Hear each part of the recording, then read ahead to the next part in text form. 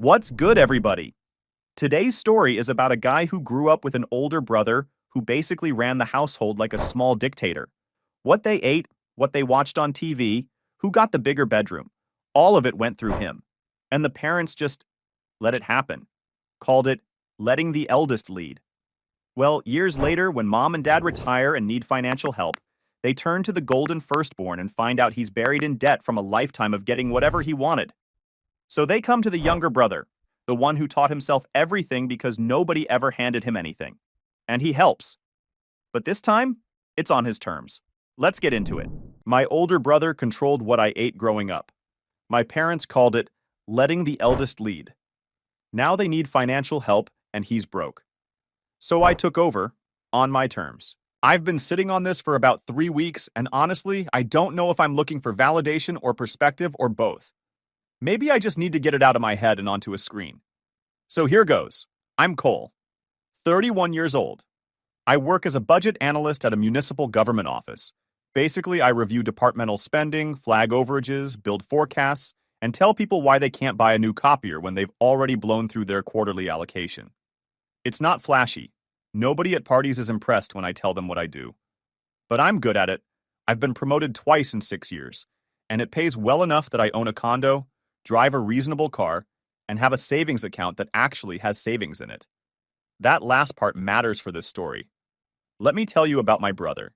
His name is Graham. He's 35. Growing up, everyone in my family called him the king. Not sarcastically, genuinely. My parents, Ray and Donna, treated Graham like the firstborn son in some kind of medieval succession plan. Whatever Graham wanted, Graham got. And it wasn't subtle.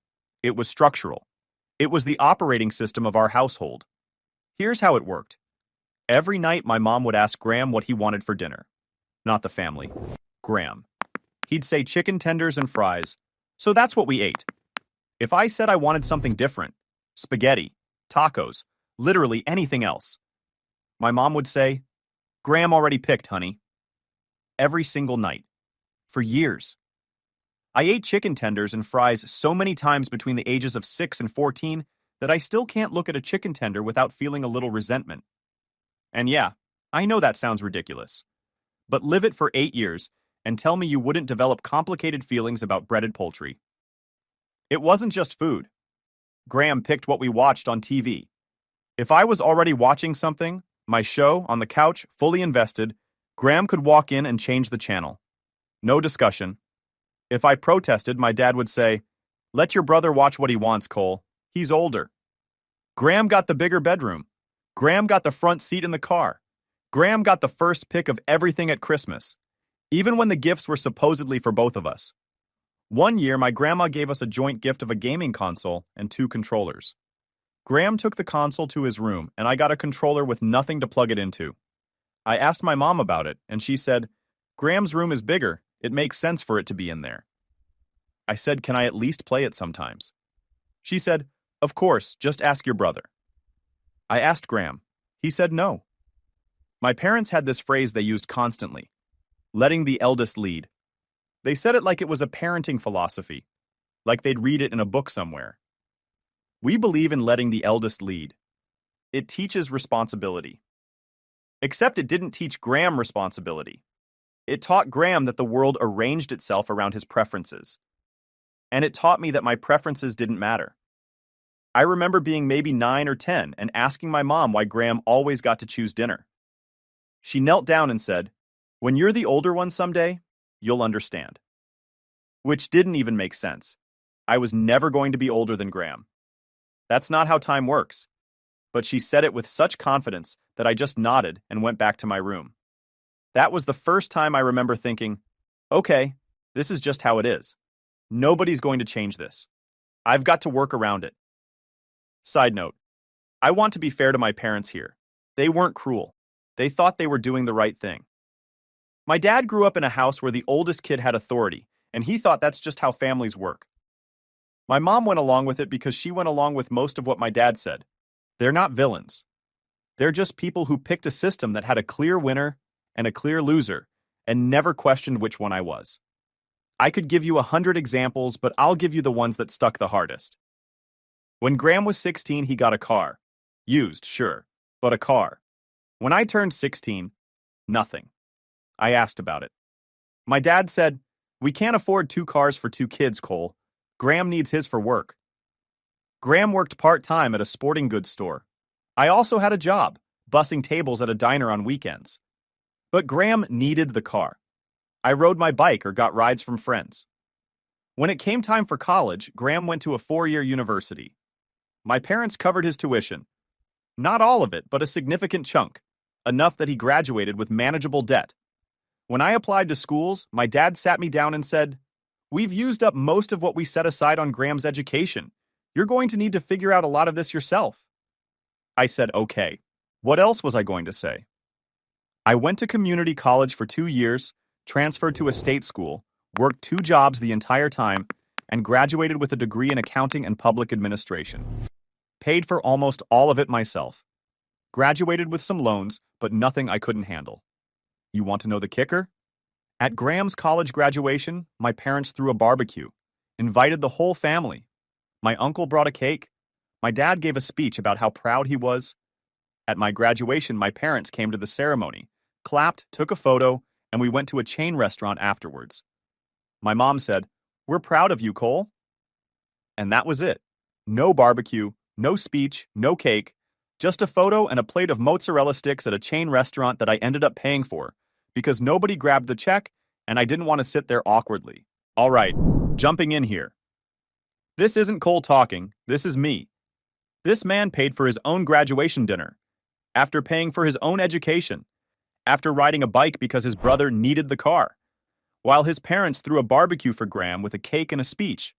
That's not favoritism. That's a caste system inside a house. They called it letting the eldest lead. But what it really was?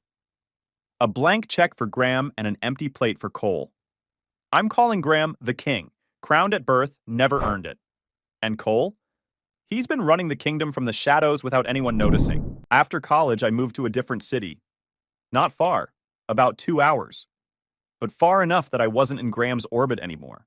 And honestly, that distance saved me. Because once I was out of that house, I realized something that I think a lot of people in my situation realize. I was actually pretty capable. Like, really capable. All those years of figuring things out on my own, budgeting my minimum wage paychecks, cooking my own meals because nobody was making what I wanted, fixing my bike because nobody was driving me anywhere, all of that turned into actual life skills. I knew how to manage money because I'd never had extra. I knew how to plan because nobody was planning for me. I knew how to be disciplined because discipline was the only thing I could control. I got my first real job at the municipal office about a year after graduation. Started as a junior analyst. Within 2 years, I'd been promoted. Within 4 years, I was handling the biggest departmental budgets in the office. My boss, a guy named Phil, who's been doing this for 26 years, told me once that I had the best instincts for money of anyone he'd worked with. I didn't tell him that those instincts came from a childhood of watching resources flow to someone else and learning to survive on what was left. Meanwhile, Graham was living exactly how you'd expect someone to live when they've never been told no. He got a decent job out of college, sales position at a company that sold industrial equipment, made okay money. But Graham spent like he was still the king. New apartment in a trendy neighborhood. New car every 3 years. Leased, obviously. Clothes, gadgets, meals out 5 nights a week. He had a girlfriend for a while, Natalie, who had similar spending habits, and together they burned through money like it was a competitive sport. When Natalie left after 3 years, not relevant to this story, but she left, Graham's spending didn't slow down. It actually got worse. I think he was filling some kind of void, but I'm not qualified to say that definitively. The point is, Graham was living large and saving nothing. And I knew this because my mom would occasionally mention it in that worried but not doing anything about it voice. She'd say things like, "Graham's been a little tight on money lately," or "Graham had to put some things on credit cards." I'd nod and say nothing. Because what was I supposed to say? "I told you so"? That's not my style. I just filed it away. I should mention, during all of this, my parents were still treating Graham like the king. When Graham needed a co-signer for his apartment, my dad signed. When Graham's car lease ended and he wanted a nicer one, my parents helped with the down payment. When Graham mentioned wanting to take a vacation to the Caribbean, my mom gave him $1,000 to help with the trip. Every time I heard about this stuff, I'd think, they covered half his college, they co-signed his apartment, they funded his vacations. And when I needed money for textbooks my sophomore year, my dad told me to check if the library had copies. I'm not saying this to sound bitter. Okay, maybe a little bitter. But mostly I'm saying it because the context matters for what happened next. There was one moment that sort of captures the whole thing. I was about 25, visiting for a holiday weekend. Graham was there too. We were all sitting in the living room, and my dad asked what we should order for lunch. Graham said pizza, extra pepperoni. My dad picked up the phone and started ordering. I said, "Actually, could we get half with mushrooms? I don't really eat pepperoni anymore." Graham looked at me like I'd suggested we eat the furniture. My dad, phone already to his ear, said, "Graham already called it. Just pick off what you don't want." I was 25 years old, college graduate, working adult, still being told to pick off the pepperoni. I laughed about it later, but in the moment it stung more than it should have. Because it was proof that nothing had changed and probably nothing was going to. Time out. Let me run the numbers because that's what Cole does for a living. Graham's tally: college tuition paid, graduation barbecue with a cake, co-signed apartment, car down payment, $1,000 for a Caribbean trip, and a lifetime of eating whatever he wanted. Cole's tally: a bike, a plate of mozzarella sticks he paid for himself, and you'll need to figure this out yourself. Graham got the royal treatment. Cole got a crash course in survival economics. And the twist? The survival course was worth more. Cole's got a career, a condo, and savings. The king's living in a castle made of credit card debt. The kid who got nothing ended up with everything. Fast forward to about 6 months ago. My dad, Ray, retired. He'd been working at the same company for 32 years, floor supervisor at a manufacturing plant. Good job, steady paycheck, but not the kind of thing that builds a fortune. My mom, Donna, had been working part-time at a dentist's office doing billing, but she'd started having problems with her knees and couldn't stand for long periods. She retired a couple months after my dad. Here's the problem. My parents didn't plan well for retirement. They had some savings, a small pension from my dad's job, and Social Security. But not enough. Years of co-signing for Graham, helping Graham, funding Graham's lifestyle, that ate into what they should have been saving. I don't think they realized how much until they sat down and actually looked at the numbers. My mom called me one evening, and I could hear it in her voice before she even said anything. That specific tone parents get when they need help but don't want to say it directly. She said, "Cole, your father and I have been going over our finances and things are tighter than we expected." I asked if she'd talked to Graham about it. Long pause. She said, "Graham is dealing with his own situation right now." Translation: Graham is broke. Turns out, dealing with his own situation was a generous way of saying Graham had roughly $47,000 in credit card debt, a car payment he could barely make, and an apartment lease he was locked into for another 8 months at a rent that was about 60% of his take-home pay. The king was not just broke, he was drowning. And apparently this wasn't new. He'd been sinking for at least 2 years, but had been hiding it from everyone.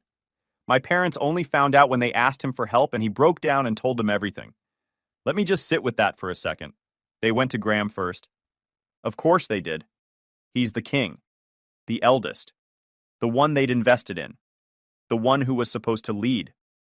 And when they went to their investment expecting a return, they found out the whole portfolio was underwater. So they called me. The backup plan. The second choice. The kid who rides a bike and pays for his own mozzarella sticks. And look, I want to be real. When my mom called, there was a part of me, a small, petty, very human part, that thought, so now you call Cole. Now I'm worth talking to. Now that the king's treasury is empty, the second son gets a phone call. I'm not proud of that thought, but I'd be lying if I said it didn't cross my mind. It crossed my mind, and then it sat down and stayed for a while. My mom asked if I could maybe help a little with their monthly expenses, just until they figured things out. I said I needed to think about it.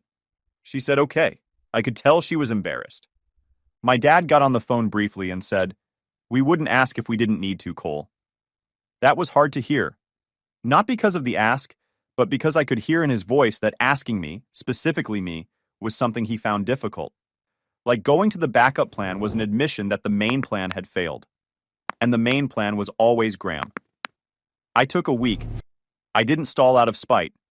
I stalled because I wanted to approach this the right way. This is what I do for a living. I analyze budgets.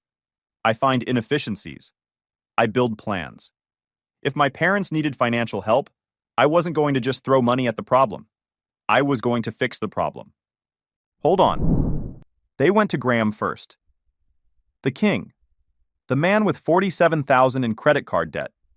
The man whose financial plan was spend like royalty, save like it's optional. They went to him before they went to Cole, the literal budget analyst. The guy whose entire career is making numbers work. It's like having a flat tire, walking past a mechanic, and asking the guy doing donuts in the parking lot for help. When that didn't work, they called Cole like he was roadside service they forgot they had. Maybe help a little. Ma'am, your firstborn is $47,000 in the hole. This is a full rescue operation, and you just dialed the only person qualified. I drove down on a Saturday, sat at the kitchen table, the same kitchen table where Graham used to decide what we ate for dinner. I brought my laptop, a notepad, and a printed spreadsheet. My mom made coffee. My dad sat across from me with that look on his face, the one where he's trying to hold on to his pride while the situation is clearly pulling it away from him. I said, before we start, I want to be clear about something. I'm going to help, but I'm going to help the way I know how. That means I need to see everything. Income, expenses, debts, all of it. And I need honesty. No hiding things, no sugarcoating. If we're doing this, we're doing it right. My dad nodded. My mom said, of course, sweetheart. So we spent 3 hours going through their finances. 3 hours. And what I found was, well, it was what I expected, but worse. Their savings were almost depleted. My dad's pension covered about 40% of their monthly expenses. Social Security helped, but there were gaps. Big ones. They had a remaining balance on the house. They'd refinanced it years ago, partly to help pay for Graham's college, which was a fun detail to discover in real time.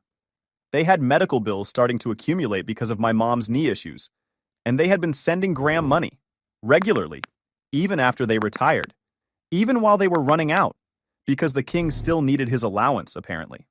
That last one almost broke me. I had to set my pen down and just breathe for a second. I sat there staring at a bank statement that showed a $500 transfer to Graham from 2 months after they retired. $500 they did not have, going to a grown man who should have been the one sending money to them. My mom saw me looking at it and said quietly, he said he needed it for rent. I didn't say anything. I just circled it in red and moved on. When we'd laid it all out, I closed my laptop and looked at them. I said, here's what I'm willing to do. I'll cover the gap in your monthly expenses, but not indefinitely. I'm going to build you a budget, a real one, and we're going to stick to it. I'll manage the payments, set up auto transfers, and review everything monthly. But there are conditions. My dad's eyebrows went up. He's not used to conditions, especially not from me. I said, first, no more money to Graham, none. Not $5, not $500. If Graham needs financial help, he comes to me and I'll assess whether it's a genuine need or a habit. Second, I get full visibility into your accounts. I'm not going to micromanage your groceries, but I need to know where the money is going so I can keep us on track. Third, if Graham wants to be involved in this process, he's welcome, but he follows the same rules. No special treatment. The room got very quiet. My mom was looking at my dad. My dad was looking at the table. I could hear the refrigerator humming. I could hear a neighbor's dog barking in the yard 2 houses over. The Feldman's dog. That dog has been barking since I was 12. I'm convinced it's immortal. My dad finally said, that seems fair. My mom nodded. And just like that, for the first time in my entire life, I was the one making the decisions. I want to be honest about how that felt. It didn't feel like revenge. I know some people might read this and think I was on some kind of power trip, the overlooked kid finally getting to call the shots. But that's not what it was. It felt like, I don't know, like I was finally being seen for what I'm actually good at. My whole life, my parents looked at Graham and saw a leader. They looked at me and saw the other one. Now they were sitting across from me asking for help, and I was the only person in the family who could actually provide it.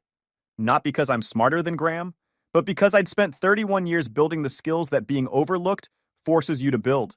I set everything up over the next 2 weeks. Built a spreadsheet, obviously, it's me. Automated their bill payments. Set up a separate account for my contributions, so everything was trackable. Canceled a couple of subscriptions they'd forgotten about. Found them a better rate on their car insurance by shopping around. Small things that add up. Budget analyst stuff. My mom called me after the first month and said, "Cole, this is the first time in years I haven't been stressed about money." I said, "Good. That's the job." Now, here's where it gets interesting. Graham found out. Of course he did. My mom mentioned it. Probably couldn't help herself. She told Graham that I was helping with the finances and that they'd set up a system. Graham called me that same night. He was not happy, not even close. His voice had that edge to it, the same edge from when we were kids, and I'd touch the TV remote without permission. He said, "Cole, what is this about you managing mom and dad's money?" I said, "It's exactly what it sounds like." He said, "Why wasn't I involved in this decision?" I said, "You were $47,000 in debt when they asked you for help. That's why." Long silence. He didn't have a comeback for that. Math is hard to argue with. Then he said, and this is the part I keep replaying, "So what? I have to go through you now if I need something from them?" I said, "If you need money from our retired parents who are on a fixed income, yes. You come to me and I'll tell you whether there's room in the budget." He was quiet. Then he said, "This is ridiculous. You're not in charge of this family." I said, "Nobody's in charge of the family, Graham. But somebody has to be in charge of the budget. And you're not exactly qualified." He hung up on me, which is fine. I've been hung up on before. Not by many people, but Graham's done it at least 3 times in my life, all when he didn't get what he wanted. Pattern recognition, another useful skill from childhood. I didn't call him back. I figured he needed time. That's something I've gotten good at, giving people space even when they don't give it to me. My buddy at work, Phil, noticed I was a little off the next day and asked what was up. I gave him the short version. He leaned back in his chair and said, "So you're basically doing pro bono consulting for your family, and the one person who can't afford to complain is complaining?" I said, "Yeah, that about covers it." Phil shook his head and went back to his spreadsheet. Phil's a good guy. Not much for words, but he reads situations well. A couple of days later, Graham called back. Different tone, quieter. He said he'd been thinking, and he said, and I want to give him credit for this because it clearly wasn't easy. He said, "I know I messed up my finances, and I know mom and dad spent a lot on me over the years. More than on you. I see that now." I said I appreciated him saying that. He said, It's weird, Cole. You being the one handling this, it's always been..." He trailed off. I finished for him. "It's always been you. I know. But it can't be right now. And honestly, Graham, it probably shouldn't have been. Not like that. We didn't have some big emotional reconciliation. This isn't a movie." But he said okay. And since then, he's been, I wouldn't say cooperative, but not obstructive. He's asked me about his own finances a couple of times. Awkward conversations where the king had to sit down with his little brother and admit he didn't know how to make a budget. I helped him. Didn't gloat. Didn't lecture.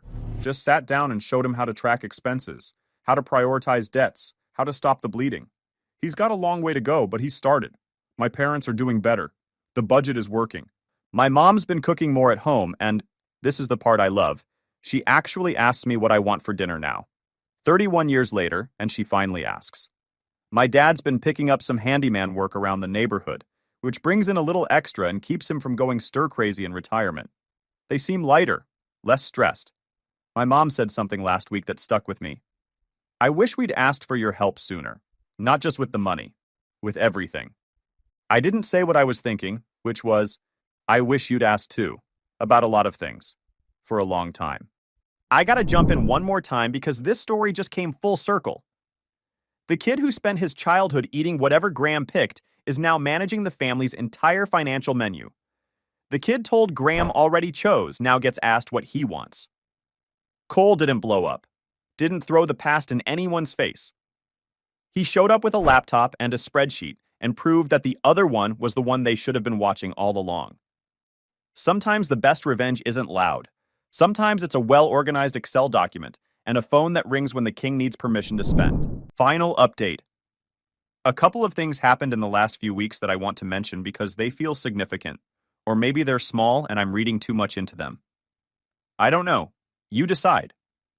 First, Graham came to my parents' house for dinner last Sunday. I was there too. We all sat at that kitchen table, and my mom had made 3 different things: a roast, a pasta dish, and a salad. She put everything out and said, "Everyone pick what you want." Nobody picked for anyone else. Graham took some of each. I took some of each. We ate.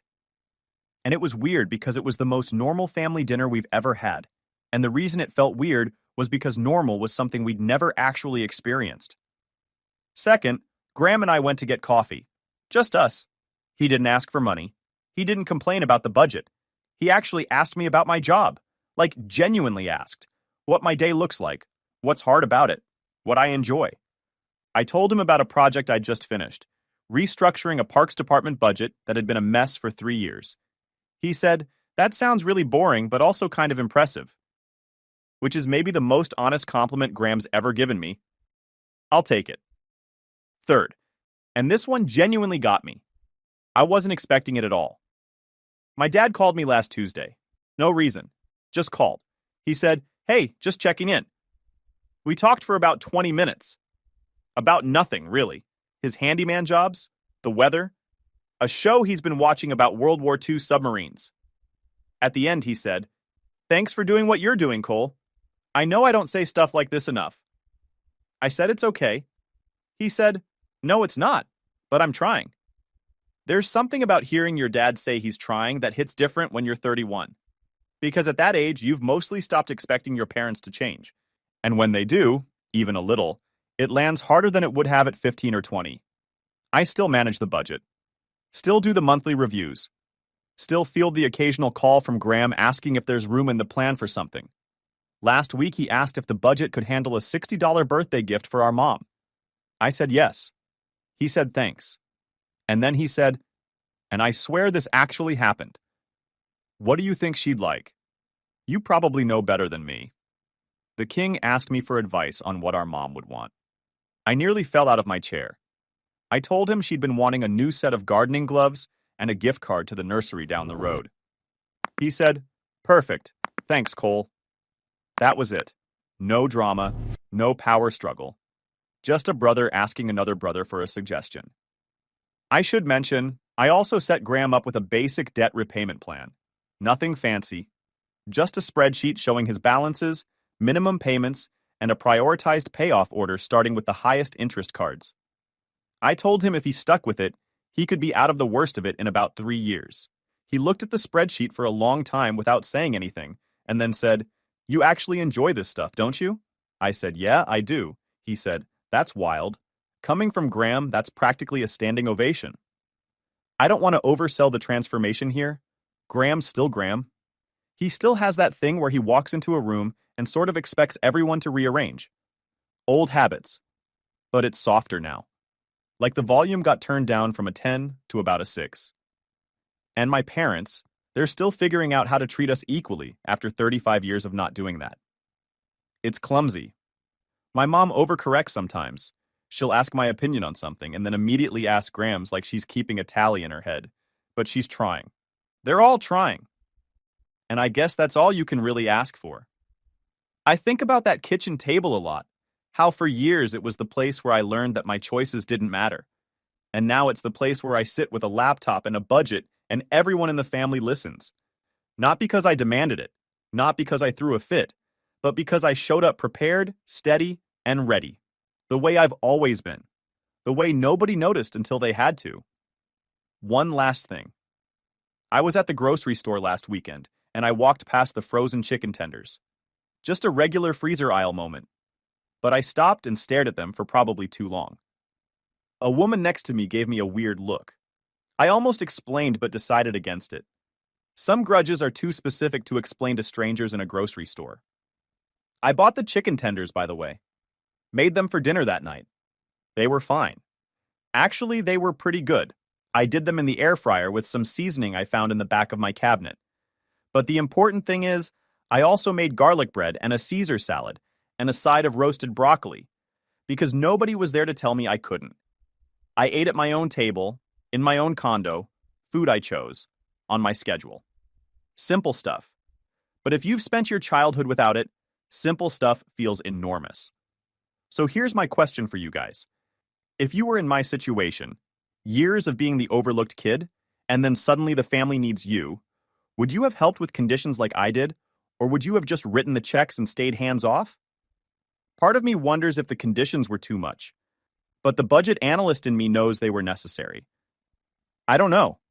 What do you think? Look, Cole didn't blow up at anyone. He didn't cut his family off. He didn't make some grand dramatic speech at a holiday dinner. He just waited. He built a life. And when the moment came where everyone needed help, he was the only one standing. That's what happens when you spend your whole childhood being denied. You either crumble or you build. Cole built. And the irony is almost too perfect. The kid who wasn't allowed to choose dinner is now managing the entire family budget. The kid who rode a bike while his brother drove a car is now the one keeping the whole thing on the road. Sometimes the most powerful thing you can do is just be ready when they finally come to you. Drop a comment and tell me. Conditions or no conditions? Would you have managed it Cole's way or handled it differently? Subscribe if you're new, and I'll see you in the next one. So today's story is about a guy who watched his parents forget his daughter's 5th birthday. Just straight up showed up with nothing. No card, no gift, no apology. Just a pat on the head and a "we'll make it up to her." And look, that's already bad. But here's where it gets wild. 1 week later, his niece is holding a brand new iPhone 17 Pro, courtesy of Grandma and Grandpa. Meanwhile, his 5-year-old got a shrug. So when his parents came asking about the $10,000 he'd promised for their kitchen, he forgot too. 32 missed calls later, this thing went nuclear. And honestly, I'm on his side the entire time. My parents forgot my daughter's birthday, but bought my niece an iPhone 17 Pro. So I forgot their $10,000 kitchen renovation. My parents forgot my daughter's birthday. 5 years old, her first big kid birthday, as she called it, and they showed up empty-handed with a shrug and an, "Oh, we'll make it up to her." I believed them. That was my first mistake. My name's Nate. I'm 31, married to my wife Jess for 7 years, and we live in a 3-bedroom house in Raleigh, North Carolina. We're not rich, but we're not scraping by either. I'm a project coordinator at an architectural firm. Jess is an operations manager at a mid-sized company downtown. Together, we do all right. We drive used cars that are paid off, we've got a decent backyard, and we meal prep on Sundays like boring, responsible adults. We have one daughter, Lily. She just turned 5, and she's the kind of kid who talks to butterflies and saves her Halloween candy for months because she doesn't want the chocolate to feel left out. Last week, she put a Band-Aid on a stuffed animal because it looked sad. Yeah, she's that kind of sweet. So picture this. It's Lily's birthday party. We've got streamers, a unicorn cake, the whole setup. My parents, Frank and Linda, show up 40 minutes late, which honestly is early for them. My mom walks in, gives Lily a squeeze, and says, "Happy birthday, sweetheart." My dad pats her head like she's a golden retriever. No gift bag, no card, nothing. Did I say something right then? Of course not. I bit my tongue so hard I could taste metal, because that's what sons like me do. We keep the peace. We smile. We tell ourselves it's fine. My sister Claire was there with her 2 kids, 13-year-old Zoe and 8-year-old Caleb. Claire's 2 years older than me, divorced, and honestly one of the best people I know. She'd brought Lily this huge art set with like 60 colors and a little easel. Lily nearly passed out from excitement. Claire looked at me sideways when our parents came in with nothing, and I just shook my head. Not now. After the party, when everyone went home and Lily was in bed, surrounded by wrapping paper like some kind of gift tornado, Jess sat down next to me and said, "So your parents really didn't bring anything?" I told her they forgot. She just looked at me. You know that look your wife gives you when she's trying not to say what she's really thinking? Yeah, that one. She took a breath, nodded, and said, "Okay." I could hear everything she wasn't saying. Here's the thing, and I know some of you are probably already figuring this out. My parents have always been uneven. Not bad people, not monsters, just uneven. Claire's kids. My mom has them over every other weekend. She takes Zoe shopping. She bakes with Caleb. She posts photos of them on Facebook with captions like "Grandma's Angels." She made Caleb a custom Halloween costume last year. She went to every single one of Zoe's school concerts. Lily? She's been to their house maybe 6 times in her entire life. My mom has missed 2 of her birthdays now, and I only just realized I'd been keeping count without meaning to. I used to tell myself it was geography. We live 20 minutes away. Claire lives 5 minutes away. But 20 minutes isn't far. That's a podcast episode. That's the drive to get groceries. And then I'd see the photo albums. My mom kept pages and pages of Zoe and Caleb, field trips, holidays, random Tuesday afternoons, and one blurry picture of Lily from her christening wedged in the back like an afterthought. You ever notice something that breaks your heart, but you convince yourself you're overreacting?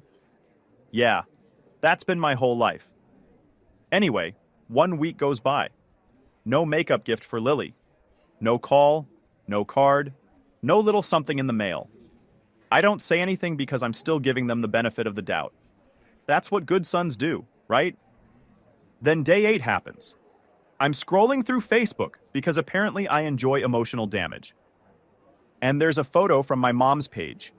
Zoe sitting at my parents' kitchen table, holding a brand new iPhone 17 Pro.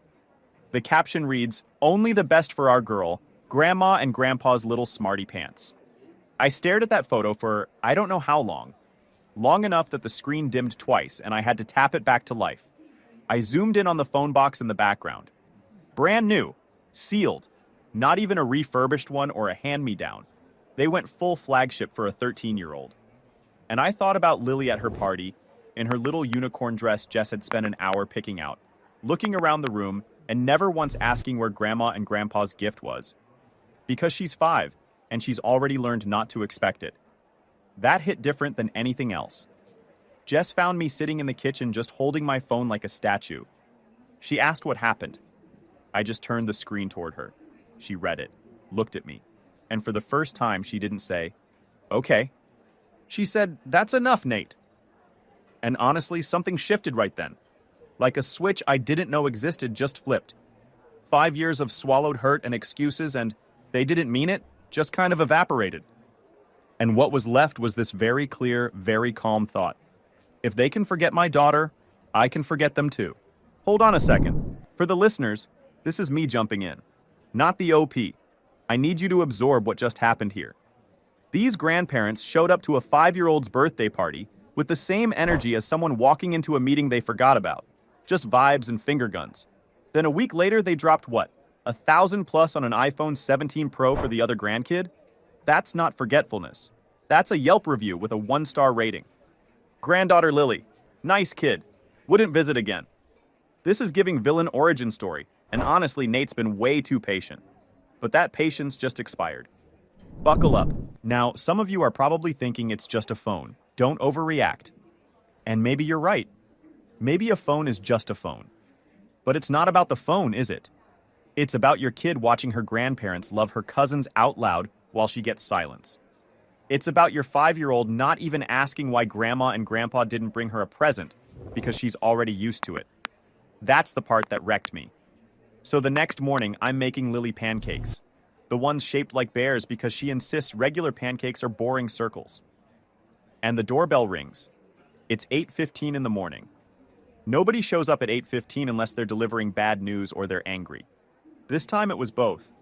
I open the door and there's my dad standing on my porch in his old fishing jacket, arms stiff at his sides, jaw clenched like he was physically holding his words in. Behind him in the driveway, my mom was sitting in the car with the engine running. She didn't even get out. Just sat there with her sunglasses on like she was the getaway driver. "We need to talk," my dad said. "Good morning to you too, Dad." He didn't laugh. He pushed past me into the hallway, not aggressively, but not politely either, and stood in my kitchen looking at Lily's bear pancakes like they had personally offended him. "Papa Frank," Lily said, waving her fork. She calls him Papa Frank because when she was 3, she couldn't figure out the word grandpa and it just stuck. He gave her a half smile, the kind you give a coworker's kid. Then he turned to me. "Your mother is very upset." "About what?" The look on his face. Like I'd asked him to explain gravity. "About the money, Nate. What do you think?" "Oh, right. The money. The $10,000 I promised for their kitchen renovation months ago. See, I'd been planning to send it. I'd even budgeted for it, set it aside in a separate account, the whole responsible adult thing. But then they forgot my daughter's birthday and bought my niece a flagship phone, and something in my brain just went, you know what? I forgot too. Funny how that works. I didn't plan it as revenge or anything. I just stopped caring about their timeline the same way they stopped caring about my kid. Call it whatever you want. You didn't forget, he said. I did, Dad. Just like you forgot Lily's birthday. And there it was, out in the open. I watched it land, and for about 2 seconds, I saw something flicker across his face. Guilt, maybe, or at least the cousin of guilt. But it disappeared fast. And what replaced it was something I did not expect. He said that's different. Different. Let that word sit there for a second. Forgetting a child's birthday is different from forgetting to send money. You tell me, in what universe is that different? In what universe does a 5-year-old's feelings rank below kitchen countertops? I set down the spatula. How is it different, Dad? We were going to get her something. We just hadn't gotten around to it. It's been over a week. We've been busy with the renovation. Busy enough to buy Zoe an iPhone 17 Pro, though. He went quiet. Really quiet. Lily was watching us the way kids do when they feel the temperature in a room change. She stopped chewing and just held her fork in the air with a little piece of pancake bear ear dangling off the end. I told her to go eat in the living room and watch one cartoon.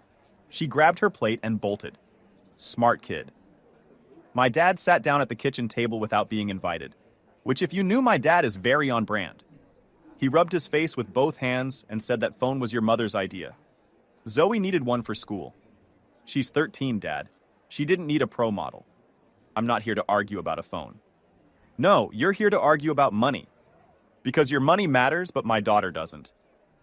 And here's where he said the thing. The thing I'm still not over, honestly.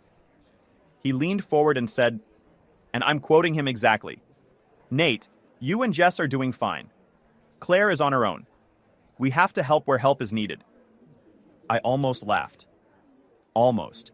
Because the implication was so clear it might as well have been on a billboard. Because I married well and my sister didn't, my child deserves less love. My kid gets the leftovers because her parents have 2 incomes. Can you imagine hearing that from your own father? Jess walked in right at that moment. Perfect timing. Honestly, the woman has a 6th sense for when I'm about to either shut down or throw something. She said, "Morning, Frank, coffee?" My dad looked at her and said, "Jess, talk some sense into him."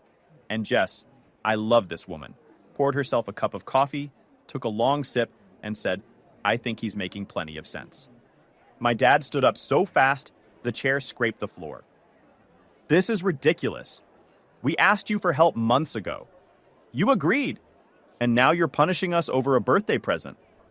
No, Dad, I said. I'm not punishing you. I just forgot. I'll make it up to you. He left. Slammed my screen door so hard, the little wreath fell off. Through the window, I watched him get in the car, and I could see my mom immediately start talking, hands flying everywhere. They sat in my driveway for a full 5 minutes before pulling away. 5 minutes of whatever that conversation was. At one point, my mom pointed back at the house, and my dad shook his head. I just stood there watching like it was a nature documentary. And here we observe the disappointed parents in their natural habitat. Yo, timeout. Did this man really just say, "We have to help where help is needed," as an excuse for treating one grandkid like a VIP and the other like a background extra? That's some Olympic-level mental gymnastics right there.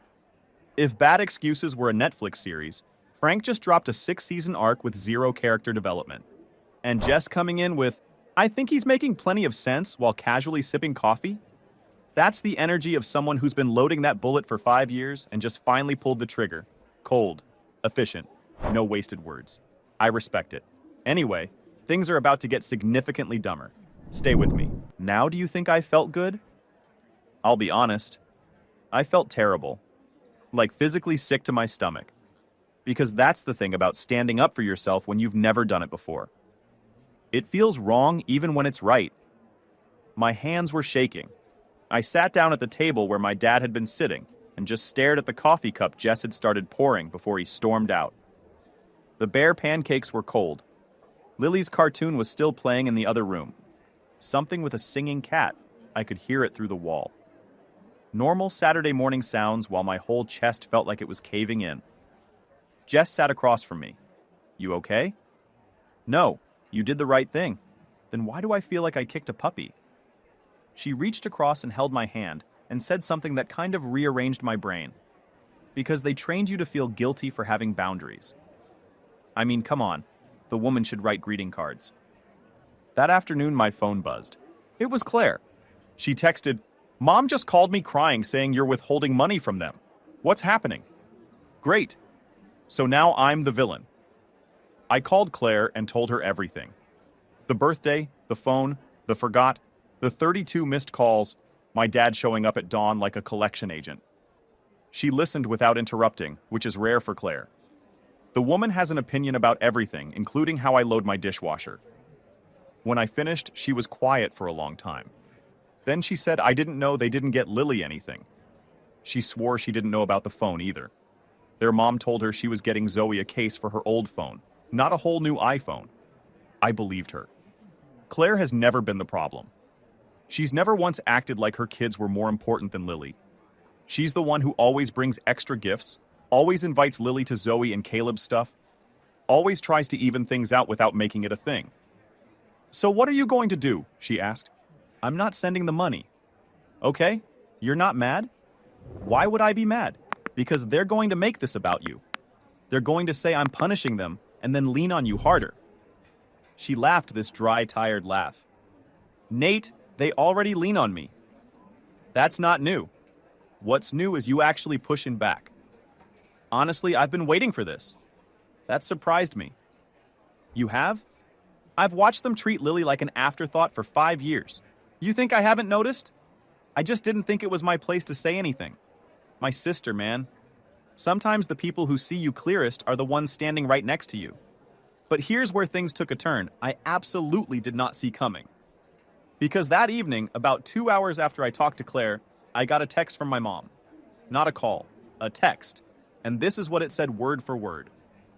Since you've decided to go back on your word, Dad and I have decided to use our savings for a vacation instead of waiting around for your help. We're taking Claire and the kids to Myrtle Beach for a week. We all need a break from the stress. Maybe when we get back, we can discuss things like adults. Read that again. Slowly. They took the money they did have. Money they said wasn't enough for the kitchen. Money they said they desperately needed our $10,000 to supplement. And they booked a vacation. Not just for themselves. For Claire and her kids. Everyone except me, Jess, and Lily. I showed Jess the text.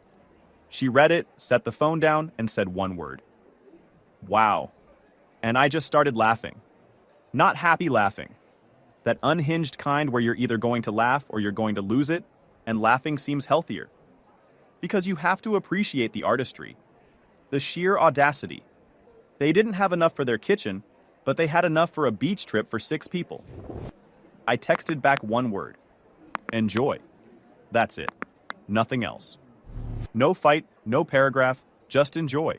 Because what else do you say to that? Wait. Let me get this straight. They were so broke they needed 10 grand from their son for a kitchen remodel. But the second that money dried up, they somehow found the budget for a beach vacation for 6? That math is giving Enron accounting energy. Somebody audit these people. And the passive-aggressive, discuss things like adults line at the end? Chef's kiss. That's the text equivalent of a villain monologue right before they trip over their own cape. But here's the thing they didn't account for. They invited Claire. And Claire's about to remind everyone why she's the real one in this family. Now, here's what they didn't count on. They invited Claire. And Claire has a conscience. About 30 minutes after that text, Claire called me and she was not happy. Did you see Mom's text? The Myrtle Beach one? Nate, I'm not going. I tried to tell her it was fine. She should go. The kids would love the beach. But Claire, stubborn, opinionated, dishwasher policing Claire, would not budge. You're my brother, and Lily is my niece. I'm not pretending this is okay. I'm not gonna lie. I sat on my bedroom floor and just lost it for a minute. Because sometimes the thing that breaks you isn't the cruelty. It's the kindness right next to it. Jess found me there and didn't say anything. Just sat down next to me on the floor. We stayed like that for a while. She rubbed my back and I stared at the baseboard and noticed it had a scuff mark I'd been meaning to fix for like 8 months.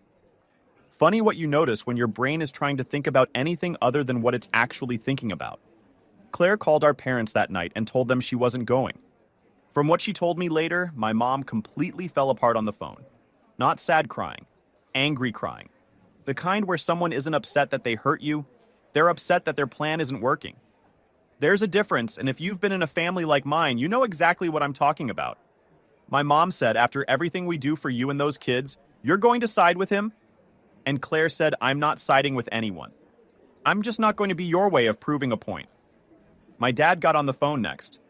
Tried the calm approach, the let's be reasonable voice he uses when he wants you to think he's the rational one. He said, this doesn't concern you. This is between us and Nate. And Claire said you made it concern me when you put my kids on the guest list and left his off. He didn't have an answer for that. Now here's what I didn't know was happening at the same time. While Claire was going to bat for me, which I never asked her to do and still feel weird about, something was going on at her house. Zoe, 13-year-old Zoe with her brand new iPhone 17 Pro, had been listening. Kids hear everything, right? You think they're in their rooms with headphones on, but they're absorbing every word like little emotional sponges. Zoe had heard Claire's phone call with me earlier that day. She'd heard the one with our parents, and she'd been putting things together the way teenagers do, quietly, without telling anyone, building a case in her head. That night, Zoe came downstairs and sat on the couch next to Claire and said, Mom, did Grandma and Grandpa really not get Lily a birthday present? Claire told her the truth because Claire doesn't sugarcoat things for her kids. Never has. Her kids trust her completely because of it. Zoe was quiet for a minute. Then she said, that's really messed up. Claire said, yeah, it is. And then Zoe said, and I swear when Claire told me this, I had to sit down. I don't want the phone. Claire blinked. What? I don't want it. Not if they gave it to me instead of giving Lily something. That's not fair. I have my old phone. It works fine. I don't need this one. 13 years old. 13. And she had more moral clarity than 2 grown adults in their 60s. Okay, stop. Everybody stop. A 13-year-old just did what 2 retirement-age adults couldn't. She looked at something unfair and said, nah, I'm good. While Frank and Linda were out here playing favorites like it's a reality TV elimination round, Zoe just voluntarily voted herself off the island. This kid has the emotional intelligence of a Supreme Court justice and the backbone of a UFC fighter. If Zoe ever runs for president, I'm voting for her. No questions asked, no debates needed. She's already more qualified than most people I've met. Anyway, what she does next with that phone is the part that actually got me. Claire didn't just let it go, though. She sat with it for a couple days because she's smart and doesn't make rash decisions. Unlike me, who forgot 10,000 in the span of a single phone call. She thought about what would actually be meaningful. Then she called me on a Wednesday morning. I was at work eating a sad little salad in the break room, and she said, I have an idea, and I want you to hear me out before you say no. That's never a good start. Zoe wants to sell the phone. I nearly choked on a crouton. Claire, no. Absolutely not. Hear me out. She wants to sell it, split the money, and let the kids, all 3 of them, Zoe, Caleb, and Lily, each pick something they want. Something they choose for themselves. She said it should be the kids' decision, not the grandparents'. I didn't say anything for probably 30 seconds. Claire waited. She really wants to do this, she finally said. She brought it up to me 3 separate times. She's thought about it. She even looked up what it's worth on a resale site. I laughed. A real laugh this time. She gets that from you. She gets the stubbornness from me. The moral compass is all her. So here's what happened. Claire and Zoe sold the iPhone 17 Pro. They got around $900 for it. Apparently it was basically mint condition, because Zoe had only had it for like 2 weeks, and she keeps her things weirdly pristine for a teenager. Like her room is spotless. Her shoes are always clean. Bridget says it's borderline unsettling for a 13-year-old. They split it 3 ways. $300 each for Zoe, Caleb, and Lily.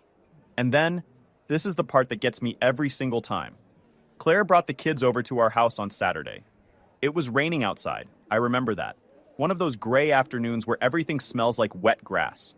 All 3 of them sat on our living room floor with their $300 each. And Zoe pulled out her old phone and showed Lily a list she'd made. A list of things Lily might want. She'd done research, art supplies, picture books, that little kid camera that prints photos, a butterfly catching kit. She'd made a whole catalog for a 5-year-old she sees maybe once a month. Had it organized by price and everything. Lily looked at the list, looked at Zoe and said, "Can I get the camera and share it with you?" Zoe's face. I wish you could have seen it. She got this wobbly smile, the kind where you're trying really hard not to cry, and said, "Yeah, Lily, we can share it." Caleb used his 300 on a Lego set, the big pirate ship one he'd been wanting forever. And Zoe kept her 300 and told Claire she wanted to put it in her savings account. 13 years old with a savings account and a moral backbone. Somebody give that girl a scholarship. Now I know what you're wondering. What about my parents? Because this whole time, they'd been radio silent. After Claire said she wasn't going to Myrtle Beach, they went anyway. Just the two of them. No grandkids, no Claire, no me. Just Frank and Linda on a beach somewhere, presumably marinating in stubbornness and sunburn. They were gone 5 days. During those 5 days, I didn't call. Claire didn't call. And for the first time in maybe my entire life, I didn't feel guilty about it. When they came back, something was different. I don't know if it was the quiet of a vacation without anyone around them, or the fact that Claire, their reliable, always available, never makes waves daughter, had actually pushed back. Maybe both. My mom called Claire first. Not me. Claire. And she asked one question. Did we really mess this up that badly? Claire, in her classic Claire way, said, "Yes, Mom, you did." My mom cried. Real crying this time. Not the angry kind, the scared kind, the kind where you realize you might actually lose something that matters. She told Claire she didn't know how things had gotten so lopsided. She said she and my dad had always seen Claire as the one who needed more help. Single mom, tight budget, tougher situation, and that they'd somehow turned helping more into loving more without realizing it. Do I believe that? Honestly, I'm not sure. Maybe partially. People are complicated. Sometimes the stories we tell ourselves about why we do things aren't the real reasons. Sometimes they're just the reasons that let us sleep at night. But she was trying, and that mattered. My dad was harder. He's not a talker. He's a stewer. He stews and eventually comes around, but he needs to feel like it's his idea. Classic Frank. So about a week after they got back, he showed up at my house again. This time at a normal hour, 10 in the morning on a Saturday. He rang the doorbell like a normal person. He was holding a small gift bag. Not a fancy one, just one of those little ones from the drugstore with tissue paper sticking out the top. I opened the door and he held it out without saying anything. His hand was shaking a little, I noticed that. Inside was a little jewelry box. And inside that was a charm bracelet. A kid's charm bracelet with a tiny unicorn, a tiny paintbrush, and a tiny letter L. It wasn't expensive, wasn't some grand gesture. But he'd picked it out, and if you knew my dad, you'd know he hasn't willingly set foot in a jewelry store since 1994. "I know it's late," he said. "I'm not good at this." "No, you're not." He looked at his shoes. "Your mother and I, we didn't mean for it to be like this." "But it was, Dad." "I know." He looked up. "I want to fix it. I don't know how, but I want to fix it. You want to know something?" That was enough. Not because it solved everything. It didn't. Not because one bracelet erases 5 years of feeling invisible. It doesn't. But because my dad, who has never in his life admitted to being wrong about anything, including the time he insisted Delaware was south of Maryland and argued about it for 20 minutes at Thanksgiving. Actually, it might have been Christmas, I can't remember. Doesn't matter. That man stood on my porch and said he wanted to fix it. That meant something. I let him in. Lily came running out and yelled "Papa Frank" and jumped on him.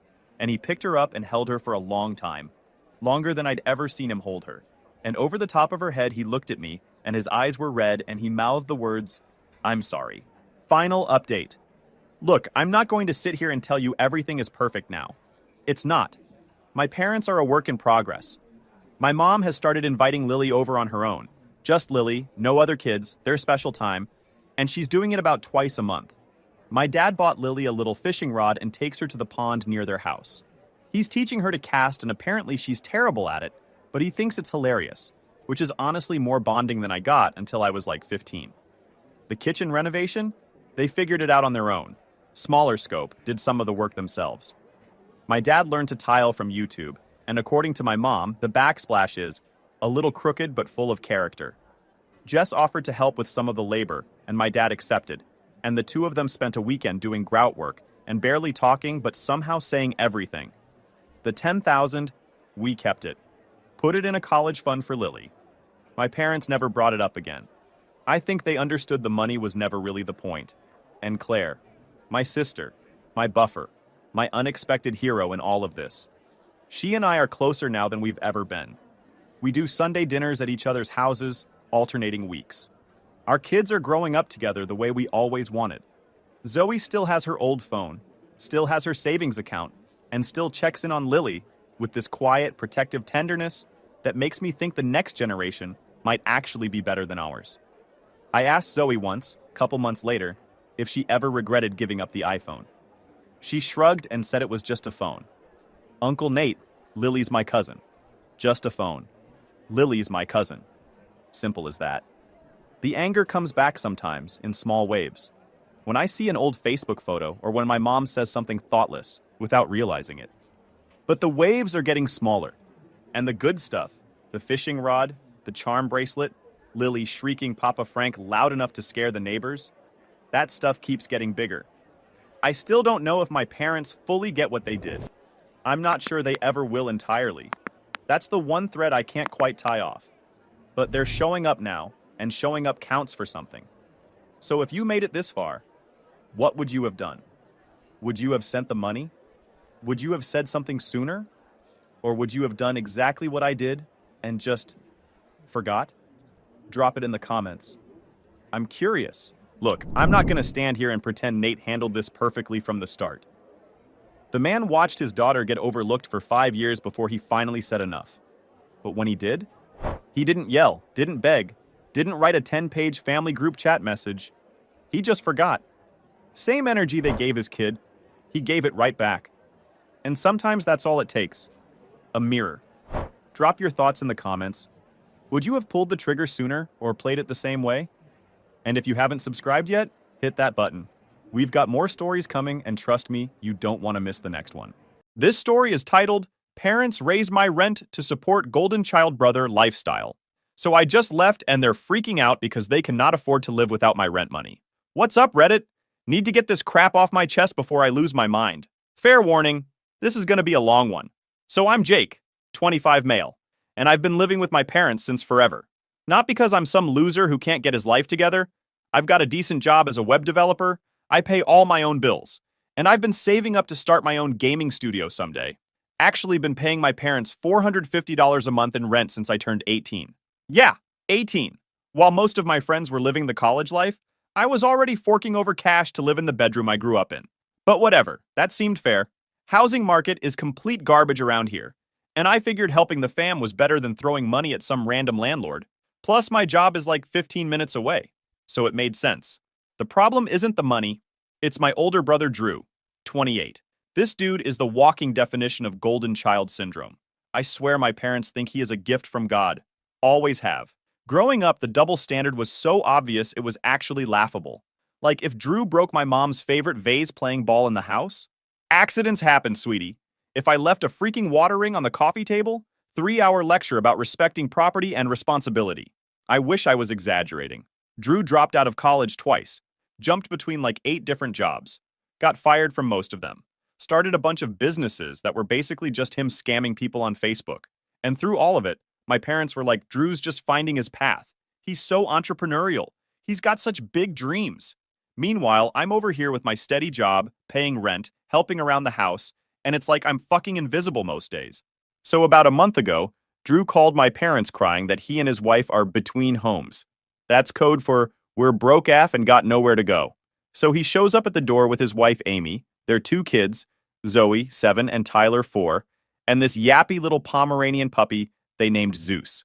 Turns out his latest business venture, some crypto BS because of course it was, crashed and burned, and they got evicted from their apartment. My parents didn't even hesitate.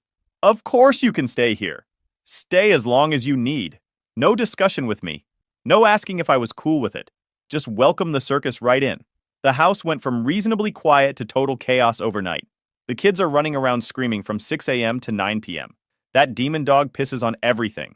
My shoes, my backpack, even my bed once. and nobody trains it or disciplines it because he's just a puppy. My workspace? Gone. I WFH 3 days a week, and I had a decent setup in the spare room. Now it's filled with all their crap that didn't fit in the guest room. So I'm crammed in my bedroom trying to code while the kids are pounding on my door every 5 minutes, asking if they can use my computer to play Roblox. Bathroom? Always occupied.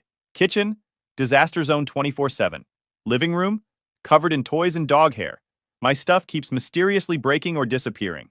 And when I bring it up, it's always, the kids are just playing, or accidents happen. The weirdest part? Drew has become super weird and protective whenever I talk to Amy.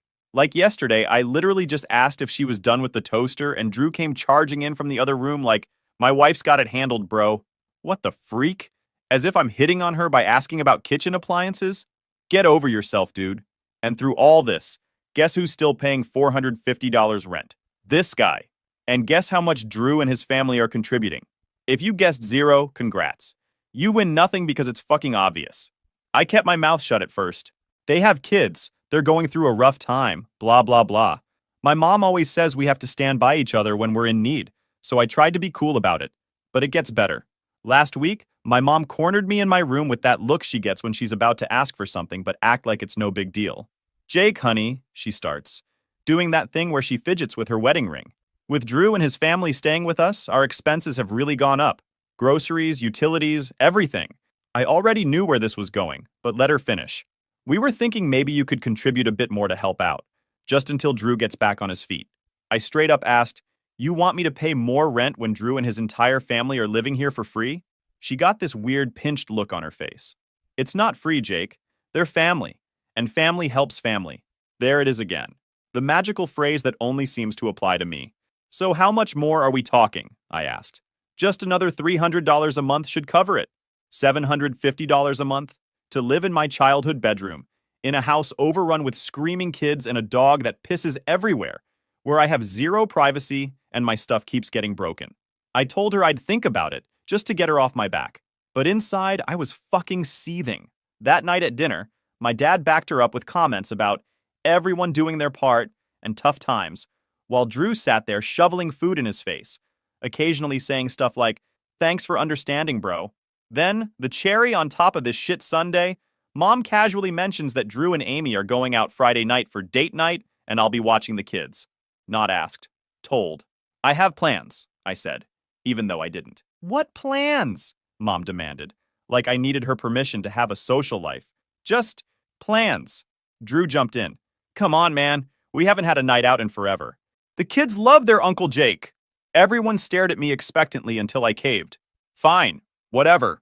Friday night rolls around, and instead of playing the new game I'd been waiting to try, I'm chasing two hyper kids and a demon dog around the house. Drew and Amy said they'd be home by 10. They rolled in at midnight, both clearly buzzed, not even apologizing for being late. Oh, and while I was distracted by the kids, Zeus left a steaming surprise in my room. Stepped right in it when I went to bed. Perfect end to a perfect night.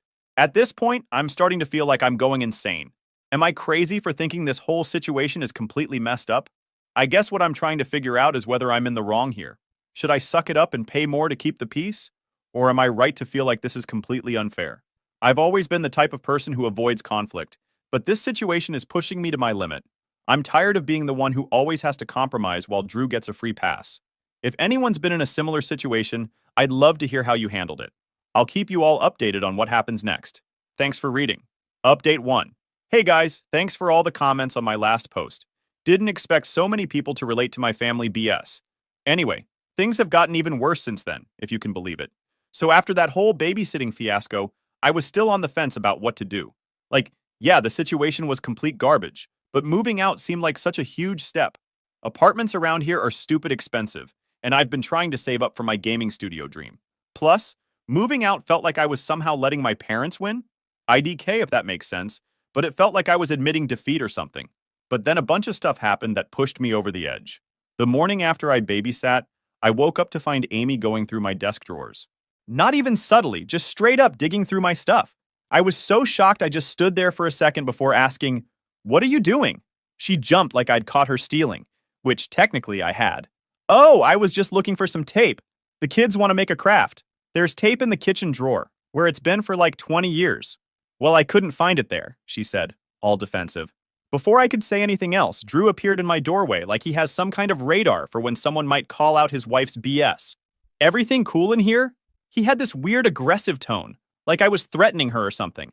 Your wife is going through my stuff, I said. Drew's face got all hard. She said she was looking for tape, man. Don't make it a federal case. It's my personal space, Drew.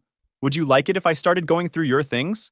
That's different, he said, putting his arm around Amy protectively. We're guests here. Exactly. You're guests. In the house I pay to live in. Drew laughed. Always about money with you, isn't it? Some of us have real problems, dude. I almost lost it right there. I have a policy against punching people who are dumber than me, but Drew was seriously testing it. I just turned around and walked out before I said something that would make family dinners even more awkward. Later that night, I was heading to the kitchen for a snack when I overheard Drew talking to my parents. They didn't see me in the hallway, so I stopped to listen. Yeah, I know. Eavesdropping isn't cool, but whatever. Jake has always been so self-centered, Drew was saying. Would it kill him to step up and help out the family for once? Self-centered? Me? I'm the one who's been paying rent for 7 years while this mooch has never contributed a dollar. I was about to storm in and say exactly that, but then my mom chimed in, I know, honey. He just doesn't understand what it's like for you with the kids and everything. But he agreed to pay the extra rent, so that will help. Wait, what? I never agreed to that. I said I'd think about it. He's got all that money saved up, Drew continued, always talking about his stupid video game company. Meanwhile, we can barely afford clothes for the kids. Maybe if you hadn't blown all your money on crypto, dumbass. And honestly, Drew lowered his voice, he makes Amy uncomfortable, always hanging around when she's in the kitchen or living room. She doesn't like being alone with him. I nearly choked. Me making her uncomfortable? She's the one going through my stuff, and I actively avoid them as much as humanly possible. I went back to my room without getting food. My appetite was gone. I lay in bed fuming for hours, replaying everything in my head. The next morning at breakfast, my mom casually mentioned that since I'd agreed to the new rent amount, she'd be expecting the first payment on Friday. I opened my mouth to argue that I never agreed to anything, but my dad jumped in with, "We really appreciate you helping out, son. Family first, right?" They were tag teaming me, and I knew from experience there was no winning this argument. So I just nodded and focused on my cereal. Then my mom dropped another bomb. Oh, and Drew and Amy need someone to watch the kids this weekend. They've got a wedding to go to. The whole weekend? I asked. Just Saturday afternoon through Sunday evening, she said. Like that was no big deal. I can't, I said. I've got work stuff to finish. You can do your computer stuff anytime, my mom said dismissively. The wedding's only on this specific date. Yeah, bro, Drew added. Don't be so selfish. It's not like you have actual plans. How the hell would he know what plans I have? And more importantly, why is their social life my responsibility? Actually, I do have plans, I lied. I promised to help my buddy Chris move. Can't you reschedule? My mom pressed. No, he's already got the truck rented. The look my mom gave me could have melted steel. Drew just shook his head like I'd disappointed him personally. Amy muttered something that sounded like typical under her breath. The weekend babysitting thing was bad enough, but what really pushed me over the edge happened a few days later. I came home from work to find Zeus had chewed through my expensive gaming headset, like completely destroyed it. Those things cost $200. When I confronted Drew about it, he just shrugged. It's just a headset, man. He's a puppy. What do you expect? I expect you to keep your dog under control and replace things he destroys, I said. We don't have money for fancy headsets, Drew said. If it matters that much to you, buy another one. Or better yet, grow up and stop playing video games all day, says the 28-year-old who lost all his money on a crypto scam. But the final straw? I overheard Drew and my mom talking about my savings account. They were actually discussing how I should pitch in some of my savings to help the family through this rough patch. That was it. The absolute limit. They were plotting to guilt me into handing over my savings. Money I've been putting aside for years, working overtime, skipping vacations, living frugally. Also, Drew could continue his consequence-free lifestyle. I went back to my room, opened my laptop, and started looking at apartment listings. I'm absolutely done. I didn't know how I was going to afford it or where I'd go, but one thing was crystal clear. I couldn't stay in that house another month, not with these people who saw me as nothing but an ATM with legs. That night, I couldn't sleep at all. Just lay there staring at the ceiling, my mind racing like crazy. Should I confront them? Try one more time to reason with them? Cave and pay the extra money to keep the peace? Every option seemed like a losing one. Around 3 a.m., I texted my buddy Chris. Yeah, the one I made up as an excuse earlier. We used to be tight in high school, but kinda drifted apart after graduation. We still grab beers occasionally, but that's about it. Hey man, weird question. You know anyone looking for a roommate? Gotta get out of my parents' place ASAP. Wasn't expecting a reply till morning, but dude texted right back, dude, this is crazy timing. My roommate just told me he's moving in with his girlfriend next month. You serious? Dead serious. Parents' house has turned into a nightmare. Chris, let's talk tomorrow. Might be perfect timing. I finally fell asleep after that, feeling like maybe the universe was throwing me a bone for once. Met up with Chris the next day after work. His apartment isn't anything fancy, basic 2-bedroom in a decent part of town, about 20 minutes from my job. But it was clean, quiet, and most importantly, free of my family. Chris said his roommate was leaving in 3 weeks, and if I wanted in, rent would be $575 plus utilities split 50-50.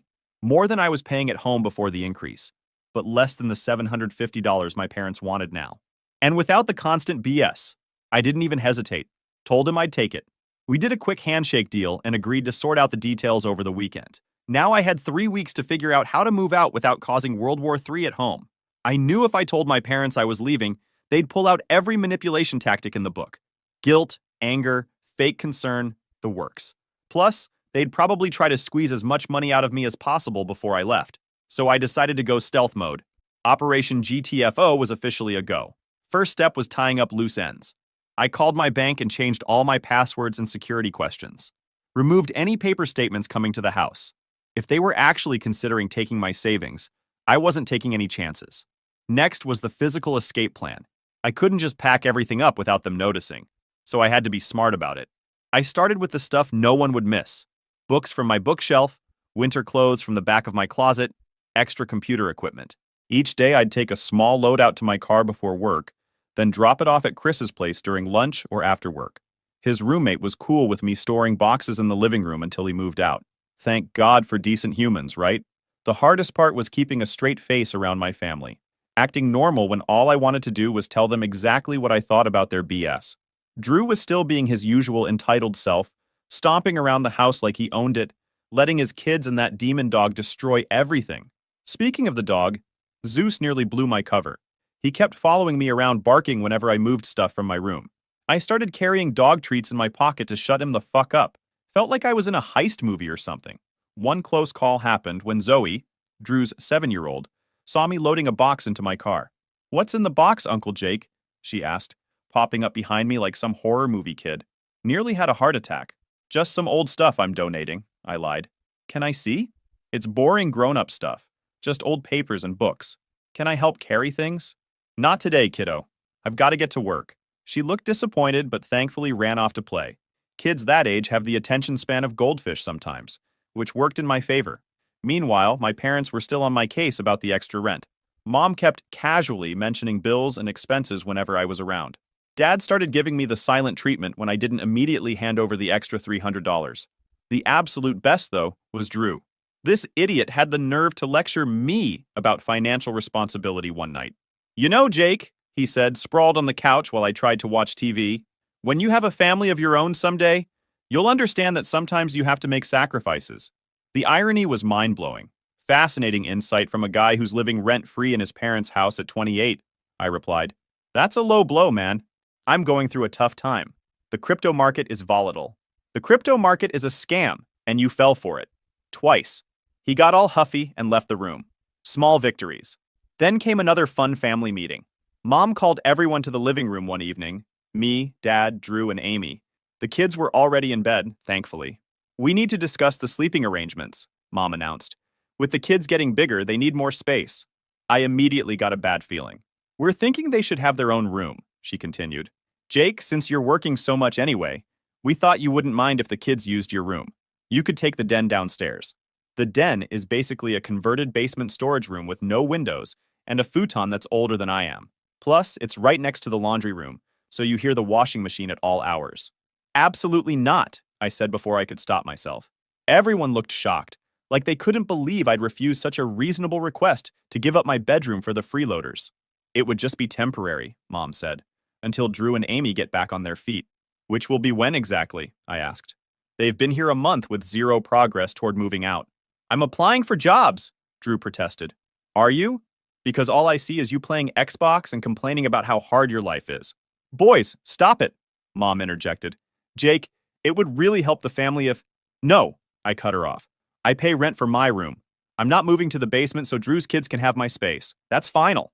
The room went silent. Dad looked uncomfortable. Mom looked like she was about to cry, her go-to manipulation tactic, and Drew just glared at me like I'd kicked his dog, which I'm about to. Amy finally broke the silence. Well, I think it's incredibly selfish. Those poor children crammed into one tiny room while you have all that space to yourself. I almost laughed. You know what's selfish, Amy? Moving your entire family into someone else's house and then acting entitled to even more space? She gasped like I'd slapped her. Drew stood up, getting in my face. Don't talk to my wife like that. Or what? I shot back, standing up too. I'm a good 3 inches taller than Drew and hit the gym regularly, unlike him. He backed down pretty quick. This is exactly why the kids don't like being around you, he muttered, retreating to Amy's side. That was news to me, considering the kids wouldn't leave me alone most days. I looked around at all their angry, disappointed faces and realized something important. These people weren't going to change. They would keep taking and taking until there was nothing left of me. I'm going to bed, I announced. And just to be crystal clear, I'm not moving to the basement, I'm not giving up my room, and this discussion is over. As I walked out, I heard Amy whisper to Drew, See? I told you he's always been the problem. That night, I finalized my plans. I texted Chris asking if I could move in early, sleeping on his couch until his roommate left. He agreed. Operation GTFO was entering its final phase. No more Mr. Nice Guy. It was time to put myself first for once. So now, everything is set. I've signed the lease, packed my stuff, and I'm just waiting for Chris to tell me when I can come. I know this is going to cause a lot of drama, but honestly, I don't give a shit anymore. I need to do what's best for me, and staying in that house isn't it. I'm ready to start fresh in a place where I can actually focus on my goals without all the chaos and stress holding me back. Wish me luck, guys. I'll let you know how it all goes in the next update. Update 2. What's up, Reddit? Thanks for all the support on my last few posts. Reading your comments has honestly kept me sane through this whole clusterfuck. So here's what's gone down since my last update. After that blowout about the bedroom situation, things at home got real tense. My parents were giving me the silent treatment, which was actually kind of peaceful TBH. Drew was stomping around like a toddler who got his toys taken away, and Amy kept making these passive-aggressive comments whenever I was in earshot. Some people just don't understand what it means to be a family, she'd say to no one in particular while I was grabbing coffee in the morning. I just ignored it all and focused on finalizing my escape. Chris texted saying I could move in that weekend. His roommate was cool with me using the living room to sleep until he officially moved out in a couple weeks. Said the guy felt bad for me after Chris told him about my situation. Strangers showing more empathy than my own family? Pretty sad when you think about it. Friday night, I made sure to act normal at dinner. Even offered to do the dishes afterward, which surprised everyone. My mom looked at me suspiciously, like she was trying to figure out what my angle was. But I just smiled and said I was in a good mood because of a work thing. They bought it. After everyone went to bed, I packed up the last of my essential stuff. Laptop, remaining clothes, toiletries, chargers, all that important shit you need for daily life. I'd already moved most of my other stuff bit by bit over the past couple weeks. Set my alarm for 5 a.m. Figured that would give me plenty of time to load up my car and bounce before anyone woke up. Drew and his family never get up before 9 on weekends, and my parents are usually up around 7:30. Of course, Zeus the demon dog almost ruined everything. My alarm went off, I quietly got up and started carrying bags to my car, and that little fur missile started going ballistic, barking and jumping around like I was an intruder. I panicked for a second, thinking he'd wake everyone up. Tossed him one of the treats I'd been using to bribe him. Yes, I came prepared even for this, but he just ate it and kept barking. Little bastard. Finally had to pick him up and lock him in the bathroom with another treat. Felt bad for whoever would find him there later, but desperate times and all that. Loaded everything into my car in record time. My hands were shaking the whole time, partly from the early morning cold, partly from the adrenaline rush of finally escaping. I stood in my bedroom one last time, looking around at the empty shelves and bare walls. It was weird. I'd lived in that room most of my life, had some good memories there, before everything went to shit.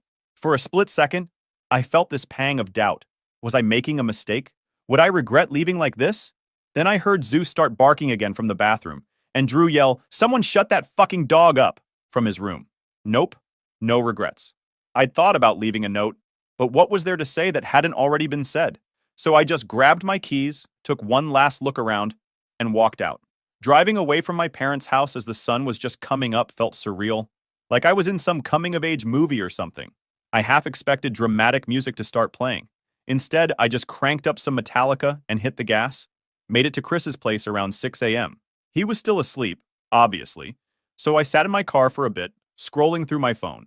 I'd turned it to silent mode, figuring it wouldn't be long before my family realized I was gone, and the texts, calls started flooding in. Chris finally woke up around 7:30 and helped me bring my stuff in.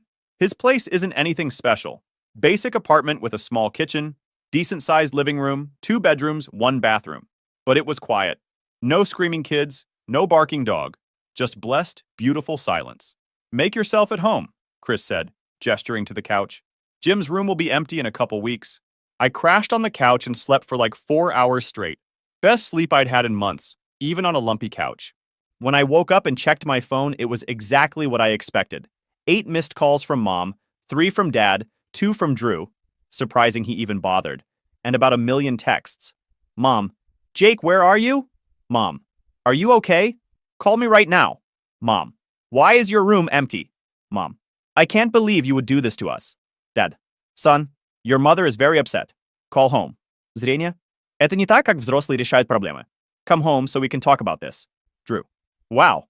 Real mature, bro. Just bail on everyone." Zrение? Mama плачет. Hope you're happy with yourself. The Guilt Trip Express was right on schedule.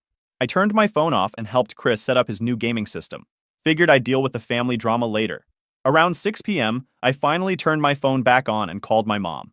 Figured I owed her at least that much, even if she had been unfair to me. She answered on the first ring. "Jake, where are you?" "I moved out," I said, keeping my voice level. "I'm staying with a friend." "You moved out? Without telling anyone? How could you do this to us?" I had to hold the phone away from my ear. She was screaming so loud.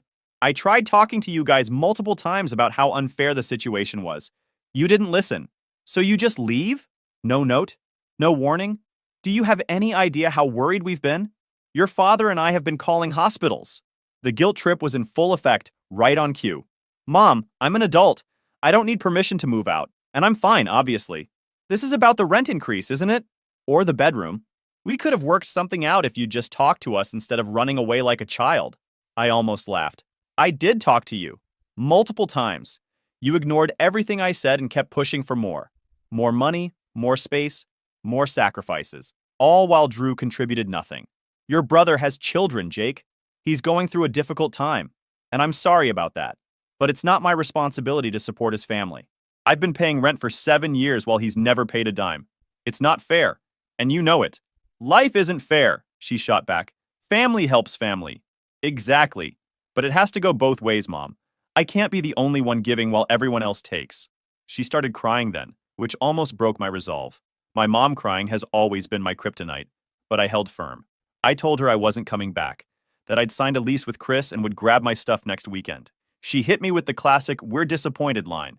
I shot back that I was disappointed too, for always putting Drew first. Then I hung up. It had to be said. Drew texted me later that night. "Thanks for bailing and leaving us to deal with Mom's breakdown. Real stand-up bro you are." I replied, "Thanks for moving your entire family in and expecting me to foot the bill. Real stand-up bro you are." Dad also doesn't stop trying to contact me, sending threats and guilt trips, saying he cannot afford the rent alone. Who said I signed up to be a second parent? Despite all the drama, I feel like I made the right decision. My new place is quiet, my roommate is cool, and I'm finally able to focus on my studies and work without constant distractions. It hasn't been easy cutting ties with my family, but I know it was necessary. I can't keep sacrificing my own happiness and future for people who don't appreciate me. So, yeah, that's where I'm at now. I don't know what the future holds, but for the first time in a long time, I feel hopeful. Thanks to everyone who's been following my story. I'll probably post one final update soon to let you all know how things turn out. Final update. Hey again! It's been a while since my last update. Thanks to everyone who's followed my saga and offered advice and support. Figured I owed you guys a final update on how things have played out. It's been a couple of weeks since I moved out of my parents' house, and honestly, life's been pretty good. Living with Chris has worked out better than I expected. We split everything, respect each other's space, and generally just get along without drama. After years of family chaos, It's been like a vacation for my mental health. My room is set up exactly how I want it. I can leave my laptop on my desk without worrying about sticky fingers destroying it. I can sleep in on weekends without being woken up by screaming kids or a barking dog. I can cook without someone criticizing my food choices or eating all my leftovers. The small things, you know? Work has been going great too. Without the constant stress at home, I've been more focused and productive. I've also been working on my game development stuff on the side. Nothing major yet, but it feels good to be pursuing my passion instead of just talking about it. As for my family, well, it's been complicated. 2 weeks after I moved out, I went back to get the rest of my stuff. It was awkward as hell. Mom looked like death warmed over, wearing the same robe I remember from when I was a kid. Dad was quiet, moving around the house like a ghost. The place had this heavy feeling, like all the energy had been sucked out of it. Chris came with me to keep things quick, but Mom tried to corner me in my old room anyway. "You could have talked to us," she kept saying, voice all shaky. "You didn't have to just leave." I kept it brief. "I did try to talk to you, multiple times. You guys chose not to listen." She started crying, which made me feel like shit despite everything. Dad just stood in the doorway, looking older than I'd ever seen him. Neither of them directly asked me to come back, but the question hung in the air. There were a bit of silence on their behalf. I thought I could finally breathe, but then Dad called one evening, sounding unusually humble. "Son, I know we've had our differences, but we need to talk. Man to man." Against my better judgment, I agreed to meet him for coffee at a place near my work. Neutral territory, public setting, seemed safe enough. The minute he sat down, I knew it was a setup. He looked haggard. He went on about how Mom was beside herself and how the whole family is falling apart since I left. I almost felt bad until he dropped the real reason for the meeting. "Jake, we're in a tight spot financially. With you gone, we're short on the mortgage payment this month." I just stared at him. "So, you want me to keep paying rent for a place I don't live in anymore?" "Not rent," he said quickly. "Just helping out family during a rough patch. Once Drew gets on his feet," I cut him off. "Dad, I moved out because you guys were taking advantage of me financially while letting Drew freeload. And now you're asking me to keep paying even though I don't live there?" "It's not about paying," he insisted. "It's about responsibility. Family obligations." "What about Drew's obligations?" I asked. "Why isn't he stepping up?" Dad got defensive. "Drew has a family. He's going through a tough time."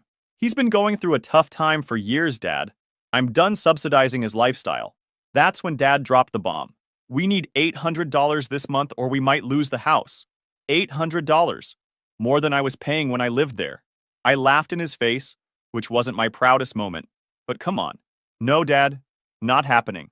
Drew needs to get a job. You and Mom need to stop enabling him." He left looking defeated, and I felt a mixture of guilt and anger. Part of me worried they really were struggling, but another part knew this was just more manipulation. The next day, Drew finally broke his silence with a series of nasty, almost threatening texts. "Way to ditch the family when we need you most. You're dead to us. Mom's having anxiety attacks because of you. If she ends up in the hospital, that's on you. Dad's about to lose his job from all the stress. If that happens, don't be surprised when I show up to talk. My kids keep asking where Uncle Jake went. Hope you're proud of making them cry. Maybe I'll remind them exactly who to blame." I blocked his number. Then Amy tried. Her approach was more subtle. She sent this long message about how much the kids missed me, how Zoe cried herself to sleep asking for me, how they might have to move to a dangerous neighborhood if they got evicted, laying it on thick. "Maybe you could just help out temporarily," she suggested. "For the kids?" I wasn't falling for it. I sent back, "Strange how no one cared about my financial well-being when I was being charged $450 in rent while Drew lived free. Sorry, but this isn't my problem anymore." She responded with a paragraph about how selfish I was being. I blocked her too. Every time I shut their attempts, they try a different angle, like they couldn't leave me the fuck alone.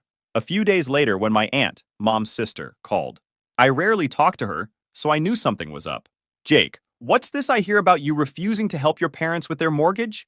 They might lose their home." Turns out my parents had been telling the entire extended family that I'd abandoned them financially, and they were on the brink of homelessness because of me. They conveniently left out the part where they'd been charging me rent for years, while Drew contributed nothing.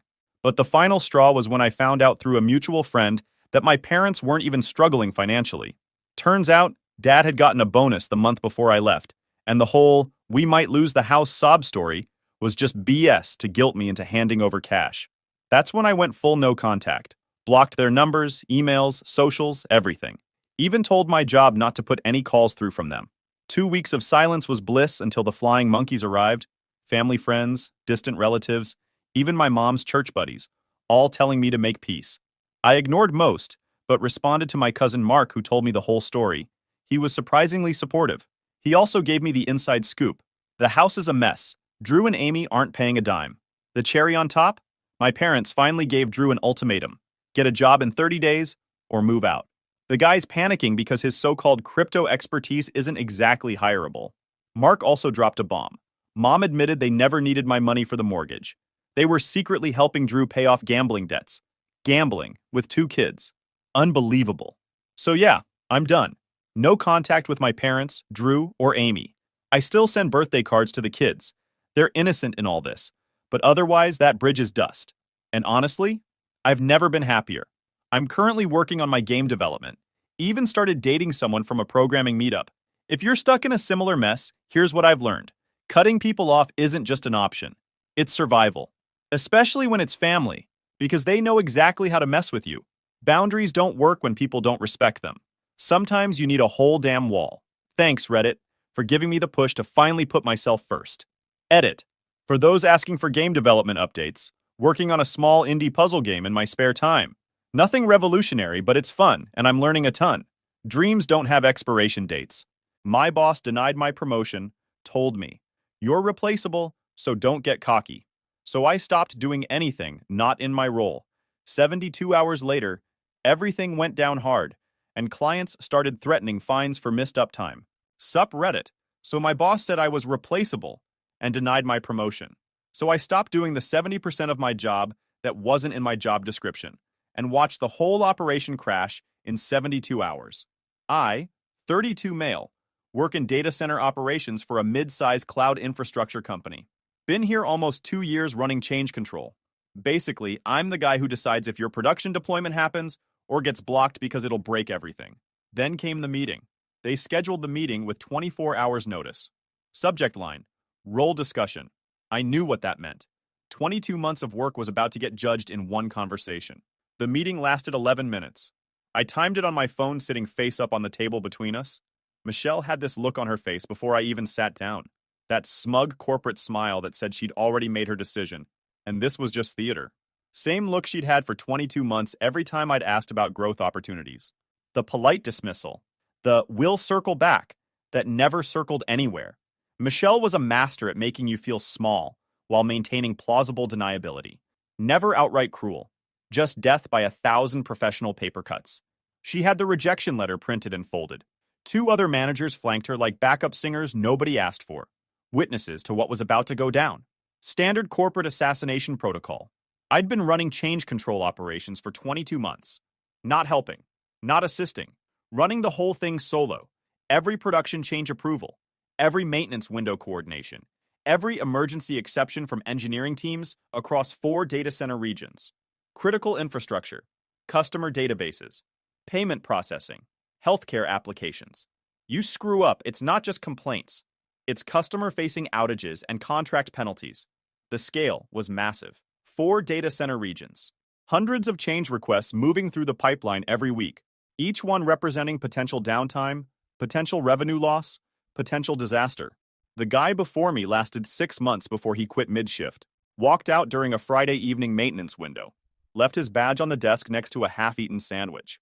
By Monday morning, I was fielding panicked calls from engineering managers. No handoff. No training. They just wheeled 3 file cabinets of documentation to my desk and said, "Figure it out." The previous guy's filing system was a joke. Random papers shoved into folders with no organization. I spent the first month just organizing what existed. Then I spent the next 6 rebuilding everything from scratch. Created a change approval database that actually worked. Built maintenance window protocols that cut scheduling conflicts by 80%. Wrote the risk assessment frameworks that kept us from turning production into a crater. Set up automated reporting that made executives look smart when they had no idea what they were talking about. The incident reduction in the first year was documented at 67%. Change success rates went from 73% to 96%. Those numbers came from the executive operations dashboard, the same one the VP quoted in quarterly business reviews. My dashboard. The promotion I'd requested wasn't ambitious. It was paperwork acknowledging what I'd been doing since the previous guy bailed. Michelle slid the paper across. Didn't make eye contact. We've decided not to move forward with your promotion request at this time. I picked it up, scanned the first few lines. Corporate language that said nothing while saying everything. 22 months reduced to not the right fit. What's missing? I asked. Voice level. Professional. She finally looked at me.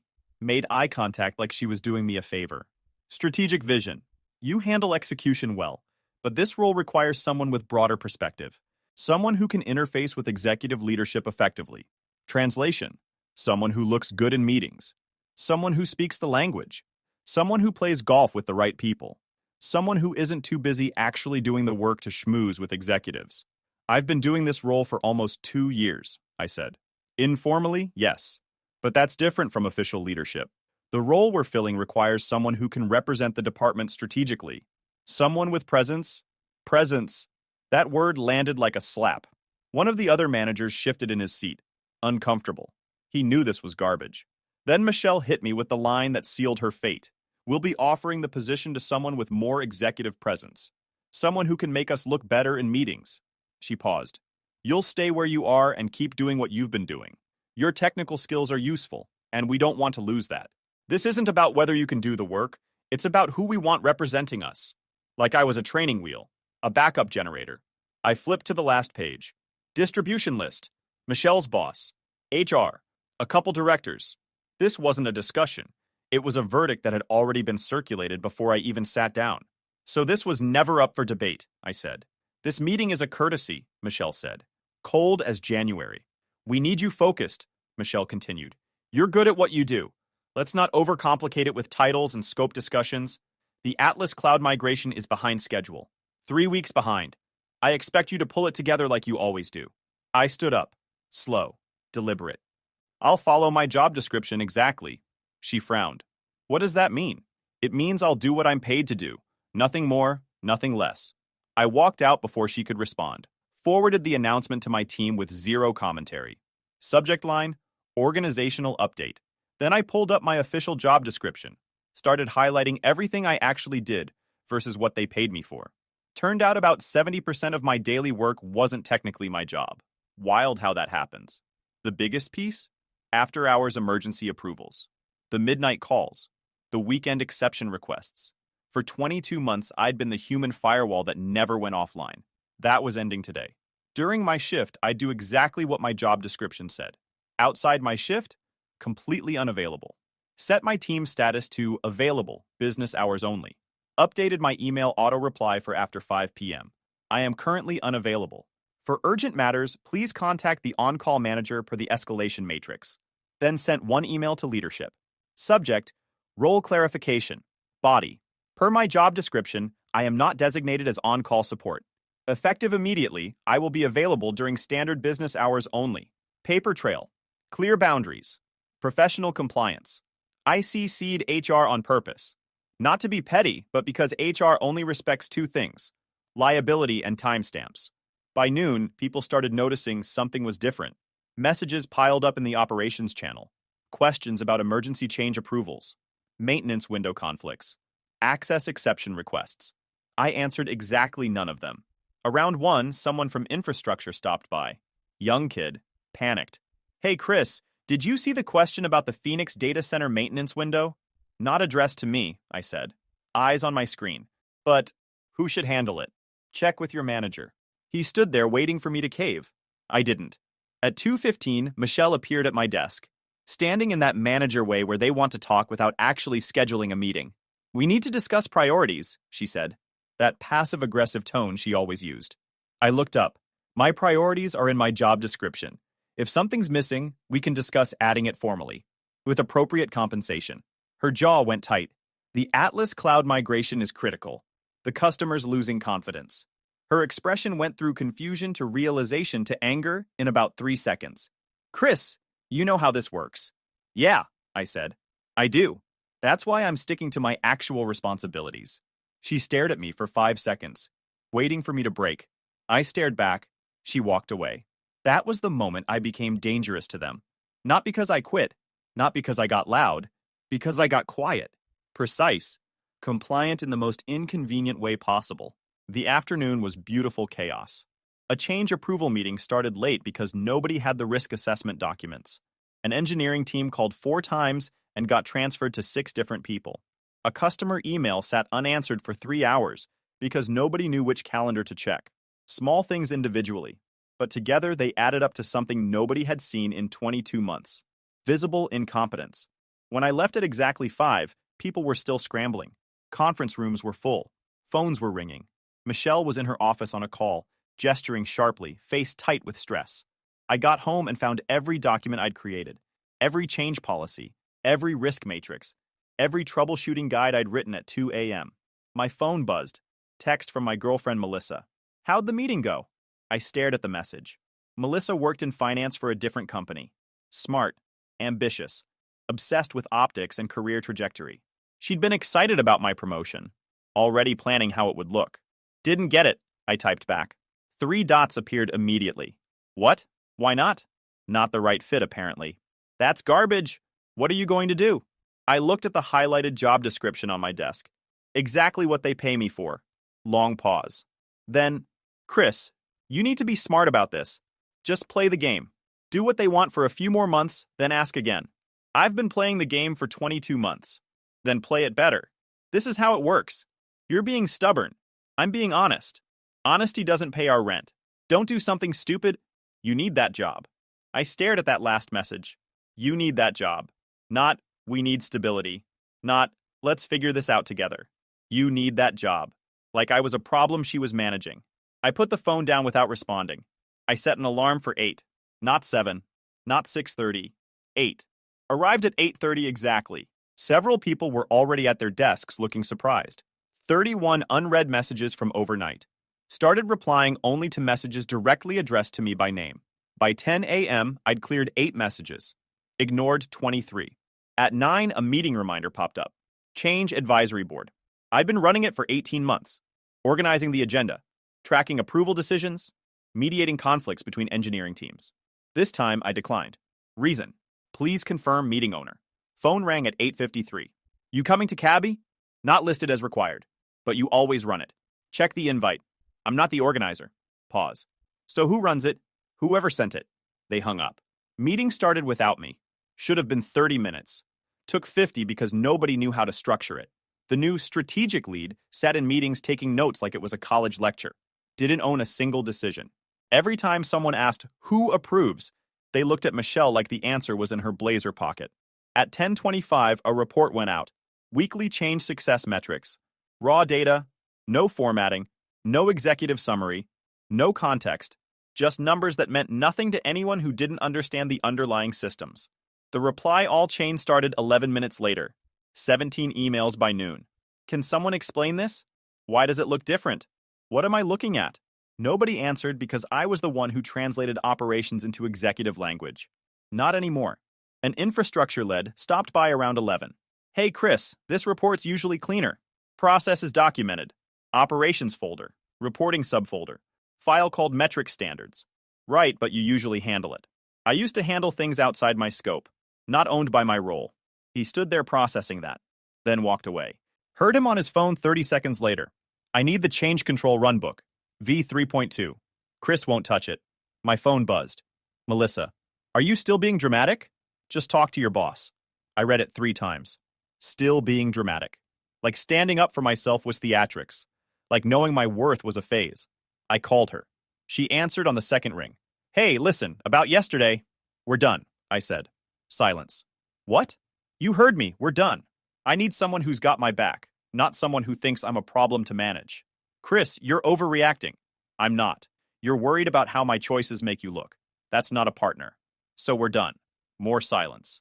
Then, you're making a mistake. The mistake was thinking you were in my corner. Pack your stuff from my place. Leave the key. I hung up. My phone buzzed immediately. I'm not giving up on us. Blocked her number. Felt lighter immediately. That lasted about 3 hours. At 2, Michelle sent a message. Need to sync on priorities. I replied, calendar shows me booked until 5. Can schedule tomorrow if needed. She sent a meeting invite. Tomorrow, 9 a.m. Subject, expectation alignment. I accepted without comment. Exactly the kind of corporate speak that meant I was about to get a talking to. That afternoon was chaos. An emergency change request sat in limbo. 5 people copied on the email. 0 people willing to own it. A customer email went unanswered for 4 hours, while 3 people debated whose responsibility it was. My phone rang twice after I got home. Michelle. Then someone from operations. Sent both to voicemail. After 5, I didn't exist. Made dinner. Watched a movie. Went to bed at 10:30. The system was cracking, and I was sleeping fine. Conversation stopped when I walked past conference rooms. Not obviously, but you could feel it. Alarm at 8. Coffee at home. Arrived at 8:30 exactly. A morning stand-up started 10 minutes late because nobody had the agenda. People stood around awkwardly until someone improvised. Took 25 minutes for what used to take 12. Around 10, Eddie stopped by my desk. Eddie worked in infrastructure operations. Short guy. Always wore these obnoxious Hawaiian shirts. You break up with the company or something? He said. Just following my job description. Ah, malicious compliance. Classic. He glanced toward Michelle's office. She was in a meeting earlier. Looked stressed. Shame. At 10:30, I got pulled into a vendor call already on fire. Data Core Networks. 18 million contract. Torched in under 48 hours. The vendor management guy was stammering. The vendor wasn't buying it. Maintenance windows were locked for Q1, their director Victoria said. Now they're flexible? We've already committed resources. Silence. 5 people on the call. Nobody had an answer. I unmuted. March Amendment. Section 4.1. Link below. He looked relieved. Can you send that? Already accessible. Muted. Victoria sighed. Someone competent needs to call me in 2 hours. Otherwise my VP hears about this. She hung up. He messaged. Can you handle follow-up? Not my role. He spent 30 minutes searching for what I could have found in 45 seconds. By the time he called back, she'd escalated. Our VP got looped in. Heard he spent the afternoon in back-to-back leadership calls. Damage control mode. By lunch, chaos was spreading. Customer called about portal data. Ticket 4782. 3 queries and a calendar check. 5 minutes to fix. I watched it sit. Normal at 11:47. High at 12:23. Urgent at 1:08. Reassigned 3 times. Someone knew how to fix it. Just needed access to the change calendar. Access I had. Access they didn't. Perfect structure failure. Not my job. Didn't touch it. At 1, Michelle appeared at my cube, breathing hard like she'd walked fast. Her blazer was wrinkled. The polished corporate armor was cracking. This is spiraling, she said. I kept typing. Didn't look up. Chris. Sharper now. You know what I mean. I stopped. Turned to face her slow. I know how it used to work, I said. That was the problem. She stared like I was speaking a foreign language.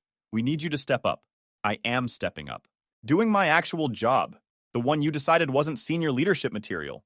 Her face went red. This is about the promotion? Not really a question. An accusation. This is about doing what I'm responsible for. Nothing more. Nothing less. She leaned closer. Lowered her voice. Chris, I have 3 executive meetings today. The VP is asking questions. Data core escalated. Atlas Cloud is threatening delays. I need you functional. Functional. Like I was a machine that needed rebooting. Then the person you promoted should handle it, I said. Seems like exactly the type of challenge that requires strategic vision and executive presence. Her mouth opened, closed. You're being unreasonable, she tried. I'm being compliant. Following my job description exactly. That's what you wanted, right? Clear roles. Defined responsibilities. We can discuss this later, she said. Right now I need what? Free labor? That well's dry, Michelle. She turned, walked away fast. Not quite running. Her door closed hard. The afternoon got worse. A change approval presentation went to executives without risk analysis slides. Just raw change requests. Executives sent it back with 20 questions. An emergency change approval took 4 hours instead of 30 minutes. Database upgrade. Standard process. Except nobody knew which risk criteria to verify. Meeting went in circles. Should we approve? What's the blast radius? Someone from engineering finally spoke up. I can make the call technically, but I don't have approval authority. That was always Chris's decision. Silence. Everyone knew the right move. Nobody wanted to be the one holding the bag if it went wrong. They weren't helpless. They were uninsured. In a company that punishes the wrong decision harder than no decision, nobody wanted their name on the approval. I watched. I took notes. I didn't type a single thing into the chat. By 4, someone said in the break room, "Why does everything feel broken?" 2 people nodded. Something changed. I left at 5 sharp. Phone buzzing before I hit the parking lot. Ignored it all. The pattern continued into Thursday. At 9:30 Thursday morning, Michelle called an emergency meeting. Infrastructure leads only. I wasn't invited. 10 minutes in, someone messaged, "Can you explain how the emergency change approval workflow works?" Sent back a documentation link. Change Control Runbook version 3.2, section 7. The funny part was, I didn't withhold knowledge. I literally kept handing them the same runbook link. They just wanted me to be the runbook. 5 minutes later, Michelle was at my desk. People are blocked on multiple fronts. I didn't look up. Doc link below. That's the complete answer. Chris. She leaned on my desk. Aggressive. You know what I mean. I know what I'm responsible for. The rest isn't mine. That was your call. By midday, the customer situation exploded. Atlas Cloud called. Deployment tracking showed conflicting information. Change portal said Thursday. Engineering calendar said Friday. Their infrastructure director, Claire, was frustrated. "We have critical production deployments depending on your maintenance window. And you don't know when it's scheduled?" Silence. "We've worked together almost 2 years now. This never happened before. What changed?" More silence. I stayed muted. Didn't volunteer. Didn't save anyone. 20 seconds of silence on a customer call feels like a funeral. Someone finally said, "We'll get you an answer by end of day." Claire's voice went ice cold. "You said that yesterday. I need answers now, not promises. If this isn't resolved by 3 p.m., I'm escalating to your executive team in hours." Call ended. Within 15 minutes, an email went to leadership with Claire's VP CCD. Subject: Critical. Atlas Cloud account failure. Red alert. SLA impact mentioned twice. Contract review threatened. Revenue at risk flagged in bold. At 2, infrastructure flagged a missed deadline. Change success metrics. Monthly routine. Due first Thursday of every month. Nobody did it this month, because I always did it. Quietly. 6 a.m. before anyone arrived. Now it didn't get done. Infrastructure sent formal email to leadership at 2:14 p.m. Subject: Urgent. Monthly change metrics overdue. Someone accidentally reply-alled, "No current owner for change approvals after hours." Thread went silent. Dead silent. Because everyone realized it was discoverable. Written admission of structural failure. CC'd to leadership.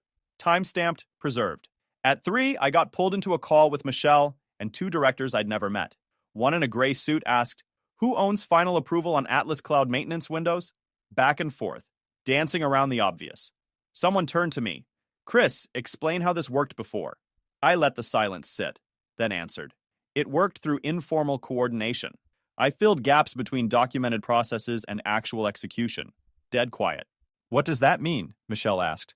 "The process functioned because I absorbed structural gaps, made decisions that weren't mine, solved problems not assigned to anyone, coordinated between teams that don't communicate, all undocumented, all invisible, all unpaid. Nobody challenged it, because it was true." Meeting ended with no resolution. I left at 5 exactly. Thursday night, 9:12 p.m., my phone stayed face down on the kitchen counter. Somebody got tired of waiting for an approval that didn't have an owner, so they did what panicked teams always do, pushed it anyway and called it urgent. At 9:30, the company status page flipped to investigating. Someone pushed an emergency database change without a rollback plan. The kind of thing I would have caught in 30 seconds if anyone had bothered to ask. But they didn't. Because I wasn't on call. Because that wasn't actually my job. The incident response bridge spun up. Incident commander assigned, and suddenly the same people who ignored my role clarification email were screaming for an owner. 40 people in 5 minutes. The incident channel hit 200 messages in 11 minutes. By 9:45, someone was asking who approved the change. "We assumed Chris would review it," someone finally admitted. "Chris is off shift," another voice said. "Has been since 5. By 10:05, it was a SEV1. Customer-facing impact. Payment processing timing out. Healthcare portal throwing errors. 3 enterprise customers asking, "Are SLA credits automatic or do we invoice?" The incident lasted until 2:15 a.m. Rollback took 4 hours because nobody documented the dependencies correctly. First rollback attempt failed. That was my job. The job I used to do at midnight. For free. Friday morning. The office felt like a pressure cooker about to blow. People were moving fast but accomplishing nothing. Panic without direction. I showed up at 8:30. Michelle walked past my desk without making eye contact. She looked like she'd been up all night. She probably had been. Opened my email. 89 unread messages. Started with the ones addressed to me. Ignored the chaos. At 9, a meeting invite appeared. Subject: Emergency Operations Review. Attendees included people I'd never been in a room with. VPs, senior directors, people who only show up when things are escalating. Meeting started at 9:30. I joined. Camera off, muted. Questions flew fast. Why are change approvals bottlenecked? Who authorized this process change? What happened with last night's incident? Why is the customer threatening contract penalties? Then someone said, "We assumed Chris was handling it." Someone else replied, "He's not in that role." Heavy silence. A VP I'd never spoken to asked, "Chris, what's your assessment?" I unmuted. Structural failure.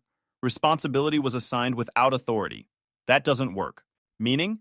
Meaning you can't ask someone to own outcomes while blocking them from making decisions. More silence. Someone from HR spoke up. What would resolve this? Clear ownership, decision authority, compensation matching scope.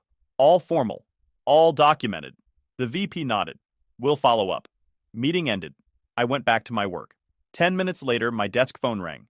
Internal extension. Michelle. Chris, can you come to conference room C? Just for a minute. I checked my calendar. Nothing scheduled. For what? Please. Just 5 minutes. I walked over. Door was closed. Blinds drawn. Michelle was sitting at the table. Alone. No notebook, no laptop. Just her. Close the door, she said. I left it open. Stood in the doorway. She stood up. Came closer. Her voice dropped. Chris, I need your help. With what? The Atlas Cloud situation.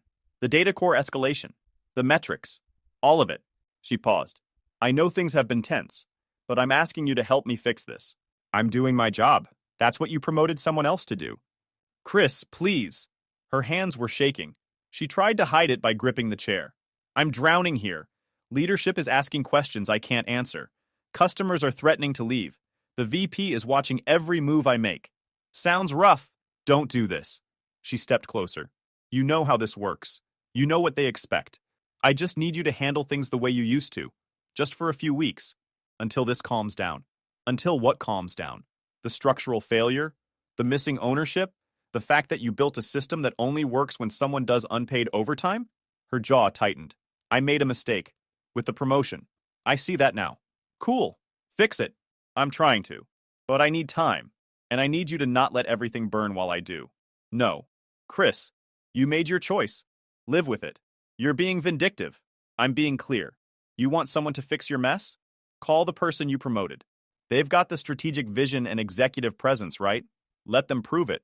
Her face went red. This is my career. Should have thought about that 22 months ago. I walked out. Didn't look back. Heard the conference room door slam behind me. At 11, Eddie stopped by. Conference room B's been packed for 2 hours. Michelle and the executives. At 11:15, my phone lit up. Unknown number, text message with a screenshot attached. It was an email. From Melissa. To Michelle. Subject. Concerned about Chris.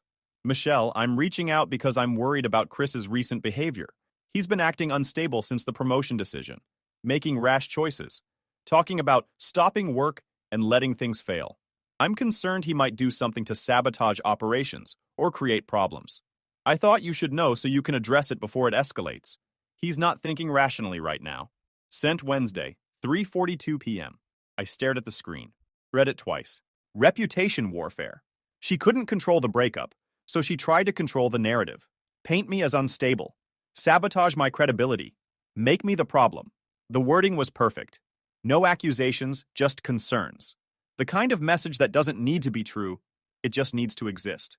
The text that came with the screenshot. Thought you should see this. A friend. Good to know some people saw through it. At 11:45, I got pulled into an HR meeting. HR director. Just her. Chris, someone contacted leadership with concerns about your fitness to perform your role. This is a standard check-in. Are you planning to disrupt operations in any way? I pulled out my phone, opened the screenshot, turned it toward her. She read it. Her expression went flat. Your ex-girlfriend sent this to your manager? Wednesday, without telling me, after I dumped her for not having my back. She made a note. Are you planning to disrupt operations? No. I'm doing my job as described. That's it. Understood. We'll document this. She closed her notebook. Continue as you have been. Meeting lasted 4 minutes. By lunch, Atlas Cloud had escalated again. Paused all deployments pending resolution. That meant their production timeline frozen. That meant their leadership escalating to ours. At 1:30, I took a break. Opened my personal email. 3 recruiter messages from the past week. All data center operations. All director level or higher. Updated my resume with the past 22 months of actual work. Quantified the incident reduction, the process improvements. The resume looked stronger. I saved it. Closed the laptop. Didn't send it anywhere. Just wanted to know it existed. At 2, Michelle called me into her office. Closed the door. "This is bigger than I expected," she said. She looked exhausted. "It always was." She nodded. "What do you suggest?" "Decide who owns the outcome. Give them the power to deliver it. I'll escalate this." I stood up. "Let me know when there's a decision." That evening, the office was still chaos when I left at 5. People in conference rooms, on calls, stress-eating vending machine food. Someone was hunched over a laptop looking like they might cry. I walked past all of it. My phone rang at 6:20. Unknown number. I answered. "Chris, this is Victoria from Datacore Networks." "Hey, Victoria. Listen, I don't know what's going on over there, but Claire from Atlas Cloud called me today. She's frustrated. Said things have gotten messy on your end this week." "Yeah, things have been interesting." Pause. "Chris, I'm going to be straight with you. You're the only person over there who answers and follows through. The only one who closes the loop on anything. Whatever's happening, I hope it gets sorted.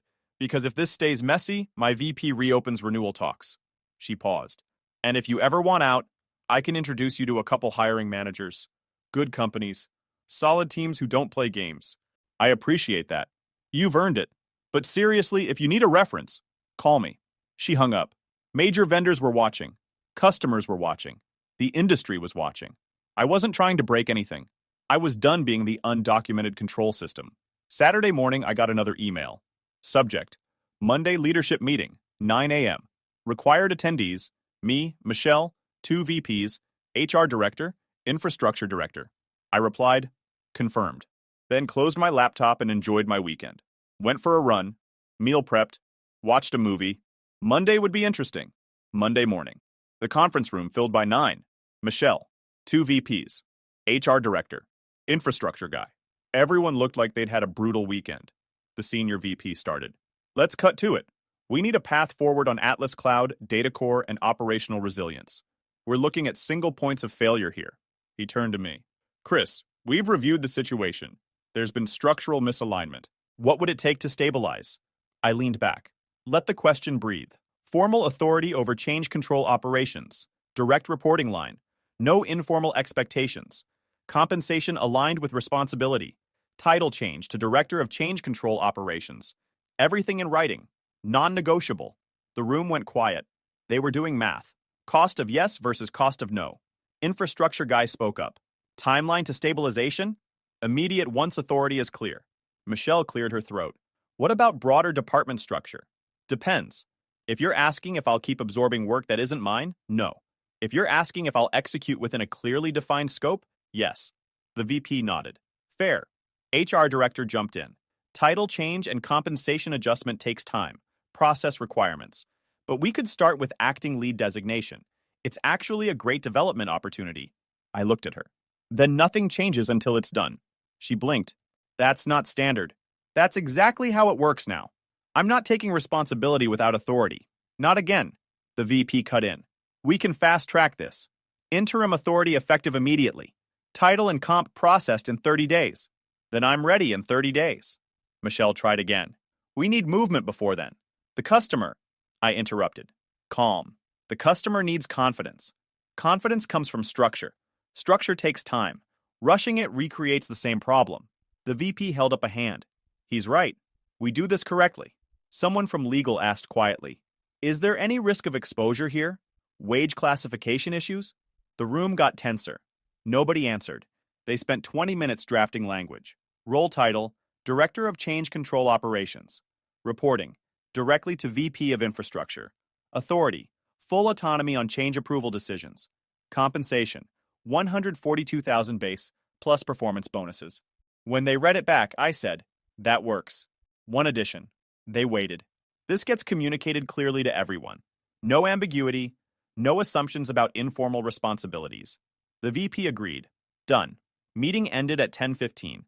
As people filed out, Michelle stayed back. "This could have been handled differently," she said. Still couldn't admit she'd created this mess. "Yeah, 22 months ago." She didn't respond. Started to leave, then stopped. Turned back. You know what? No. This is unacceptable. Her voice was rising, the careful corporate mask finally cracking. You sabotaged customer relationships. You let critical processes fail. You made me look incompetent in front of leadership. I stayed seated, calm. I did my job. The one you said I wasn't qualified to be promoted for. Don't give me that. She was getting louder. Door still open. People walking past could hear. You deliberately let things fall apart. You knew what would happen and you did it anyway.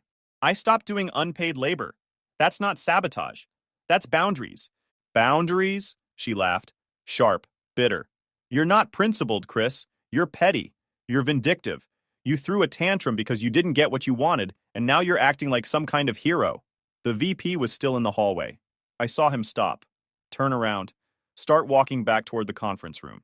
I followed my job description, I said, still calm.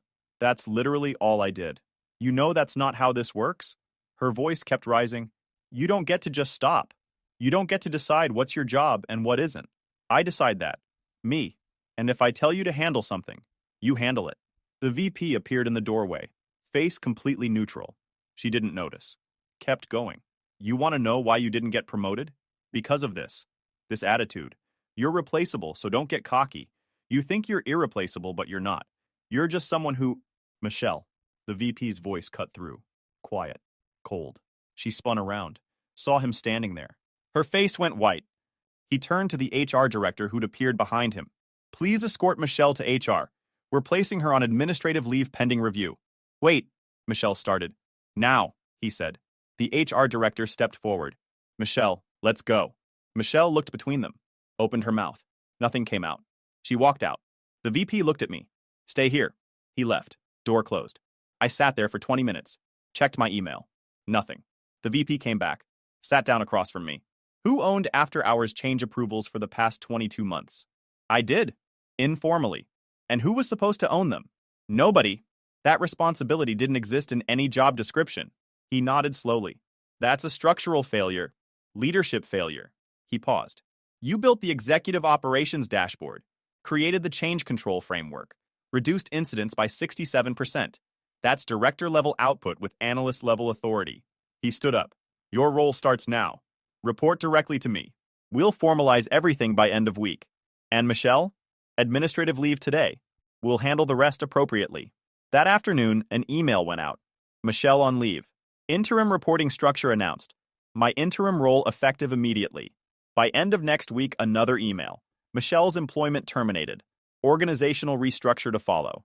At will. Employment works both ways when executives feel personally embarrassed. And Chris? He paused. Document everything going forward. Everything. We're doing this by the book from now on. Already do. He almost smiled. I know. That's why you're sitting here and she's cleaning out her desk. He left. I sat there for another minute. Processed what just happened. Michelle lost it. Publicly. In front of executives. After a week of visible operational failure that she'd created by refusing to properly structure the team. She'd finally shown everyone what I'd been dealing with for 22 months. The condescension. The dismissiveness. The expectation of free labor wrapped in corporate politeness. And when that mask cracked, it shattered completely. I stood up, walked back to my desk. Eddie was there. Did Michelle just get walked out? Yep. Dang.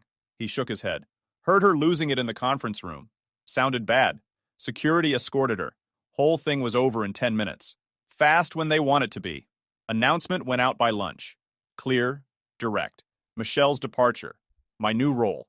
Reporting structure. By 2, people were messaging me directly instead of through Michelle.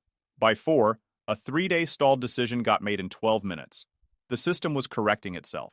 Things had settled into a new rhythm. The chaos was gone. The processes ran smoothly again because they were properly structured. Change approvals happened efficiently because authority was clear. Customers were happy. Vendors were happy. Everyone was making money. Then 6 months later, I got an email from HR. Subject: Compensation review, retroactive adjustment. I opened it. Read it slowly. Back pay. 22 months. Not full director salary for the whole period, but a retroactive adjustment for the work I'd actually been doing. Not huge, but fair. HR included a note. Based on documentation review and role scope analysis, We've identified compensation misalignment during your tenure under previous management. This adjustment reflects work performed outside your assigned role. I accepted it. Didn't need to fight. The paper trail I'd kept made it easy for them to calculate exactly what I'd been doing versus what I was paid for. That evening, I left the office at 5:30.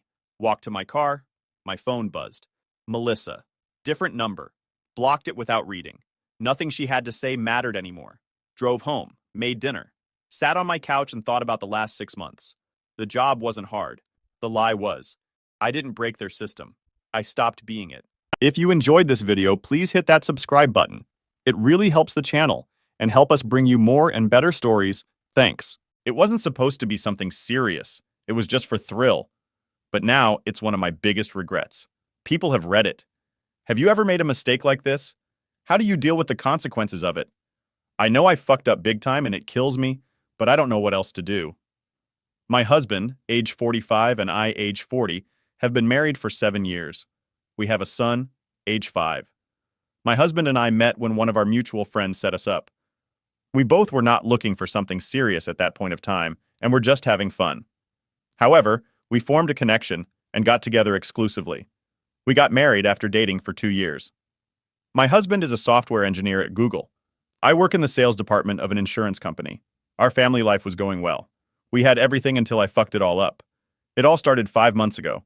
My husband had gotten a promotion at work. He had to work extra hours after that. Whenever he came back home, he was always tired. We stopped getting intimate with each other. Every time I tried to initiate something, he would just shrug off saying he's tired or some other excuse. His behavior was irritating me to not be affected by his behavior. I started focusing on work. There was a client my company wanted to sign, and I was trying my level best to get him to sign with our company. My promotion depended on this client. His name is Jay, and he is 48 years old. Jay had some small fintech company, and if he got the corporate health insurance from our company, it would have been a huge deal for us. I was responsible for getting in contact with Jay and explaining to him everything he needed to know. My boss had told me that I should not leave any stone unturned and do everything required to get Jay's company with us. I understood his desperation. The insurance market was going really low at this point, and we needed all the clients we could to sustain us in the industry. My boss had also told me that instead of getting all professional, I should be friendly with Jay. That way we can earn his trust. He had told me I did what I was told and stopped being very professional and rigid with Jay. I tried to not get frustrated with my husband's behavior, but it was easier said than done. The same thing would happen again, over and again. I got so mad that I asked him straight up one day, "What's going on?" I asked if he's not attracted to me anymore or if there's someone else. He told me it's nothing like that, and that I was getting mad over nothing. It's just the stress from work. He had said I believed him and didn't initiate anything in the bedroom after that. I started putting all my focus on work. Our son had gone for the summer camp, so I didn't feel like going home after work earlier. Whenever our son wasn't at home and we would get time alone, it would be our time filled with passion and intimacy. And now it was just lonely. We didn't even talk.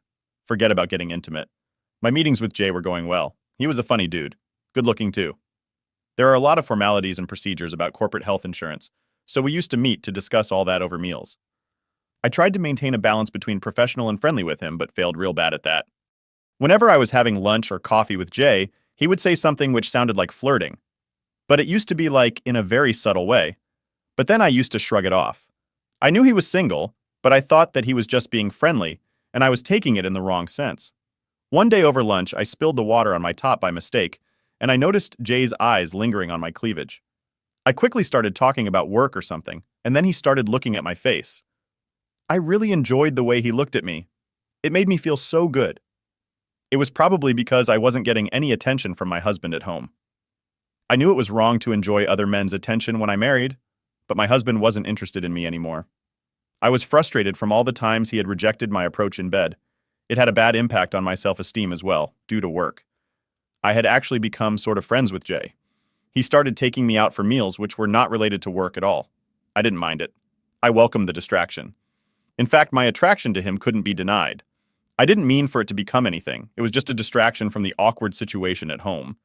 My husband had started to spend most of his time in his office. By the time he was home, I used to be done with my dinner. He would have his dinner and then go to sleep. The home was merely like a hotel from him. Now, since I had stopped taking any initiative towards him, he had also not made any move, and from the way he acted, I knew he wasn't going to make any move in the near future. I know it was wrong and I shouldn't have done that, but I couldn't control myself. When Jay took me out for lunch one day, I started rubbing my foot on his legs. The interest in his eyes was clear. I was tired of being neglected by my own husband. That night, I did what I shouldn't have done. I slept with Jay. I went to his home with him. The frustration of all the days made me do something I never had thought I would have done. I left for my home in the middle of the night while Jay was still sleeping. I didn't know what to say to him as I got into my car. I saw I had 2 missed calls from my husband. I hoped to God that he had slept by the time I reached home. I didn't want to face him. When I reached home, I saw my husband was fast asleep. I felt a bit relieved and then went to take a shower. The next morning, when my husband asked me where I was last night, I just told him that I had some work meeting which ran late. He didn't even pay much attention to it and continued eating his toast. I felt guilty for lying to him, but his lack of interest in me was still bothering me. I had decided that I won't see Jay anymore. The contract with him was almost complete, so I won't have to face him much due to work. And I made a decision that it was just a one-night thing. I had a husband and a son. I couldn't be reckless like this. With this decision, I went to the office and tried to block the whole world out. My husband's different behavior had affected me a lot, and he didn't even have a clue. I focused on my work for the whole week. I spent my evenings at my desk because I knew no one was waiting for me at home like earlier. My son was still at the summer camp and wouldn't be back for another month. I tried to talk to him during the week, but he was always so busy with his activities that he didn't even have time to talk to me properly. At least he was having fun. Jay didn't contact me after that night. I sort of expected it. Even though I had decided that it was a one-night thing, it still felt weird that he didn't try to even call me once.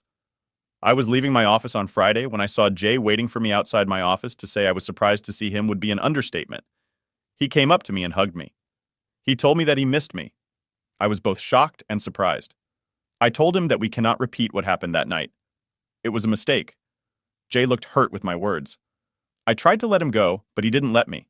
He told me that he didn't believe me and that it was not a mistake. You cannot deny the attraction between us were his exact words. I'll be honest with you all.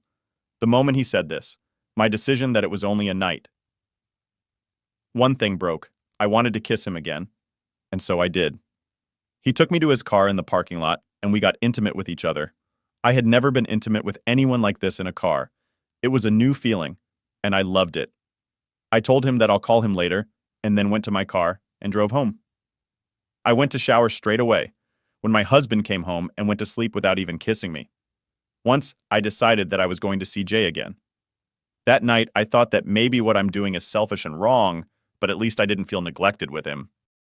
I knew that what I was doing was wrong and I'll have to suffer the consequences eventually. But a small voice inside me said, "Fuck the consequence." And that's how my affair with Jay started. He knew that I had a husband and a child, and he was completely fine with it. I told him that we had to stay really low-key and couldn't be seen in public places together. Jay resonated that we used to hang out together earlier as well, so we can just hang out like colleagues and friends. I agreed to that. Everything was going well. I didn't have to hide much or think about lies because my husband didn't really care much to ask. He used to just mention that I was home late or he couldn't reach me, but whatever vague reply I gave him sufficed. He never made an effort to know more. Even though it should be relieving that my husband wasn't suspicious, it felt bad as well. My husband wasn't suspicious, not because he trusted me, but because he didn't care to be bothered. I used to meet Jay in his home, or he would pick me after work if he was free. We used to meet for lunches and dinner as well. Sometimes we would get intimate in the car or in the elevator when there were no cameras. I had never thought that an affair with my client would be this thrilling, but it was. I had never thought I would get this feeling of adrenaline rush. I was so used to doing things in the bedroom that the thrill of getting intimate in public places and in cars felt too good to pass on.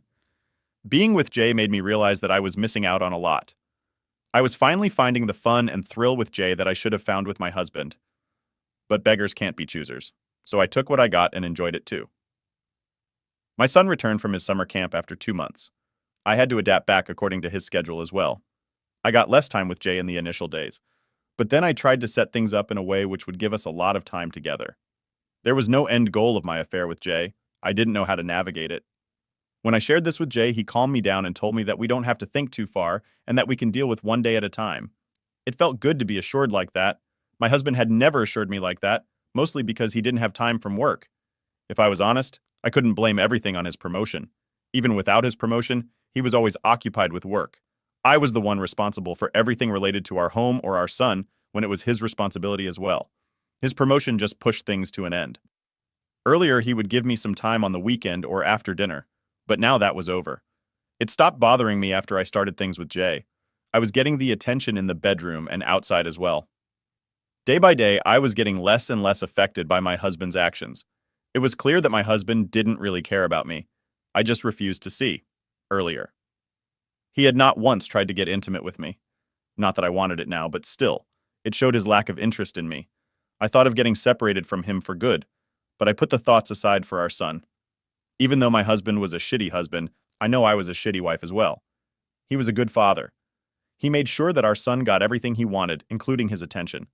It was a rare time where my husband would put the work aside. Every one of the times happened to be involved with our son. I couldn't separate my son from his father. I didn't want to be separated from my baby too. Joint custody was out of the box because I didn't want my son to shift from one parent to another. I decided to stay in marriage because of my kid. My love for my husband started vanishing soon. Only my son mattered to me in that house. I was finally happy after a long time. My work was going great. Things with Jay were going amazing as well. Things at home were the best they could be, given the scenario.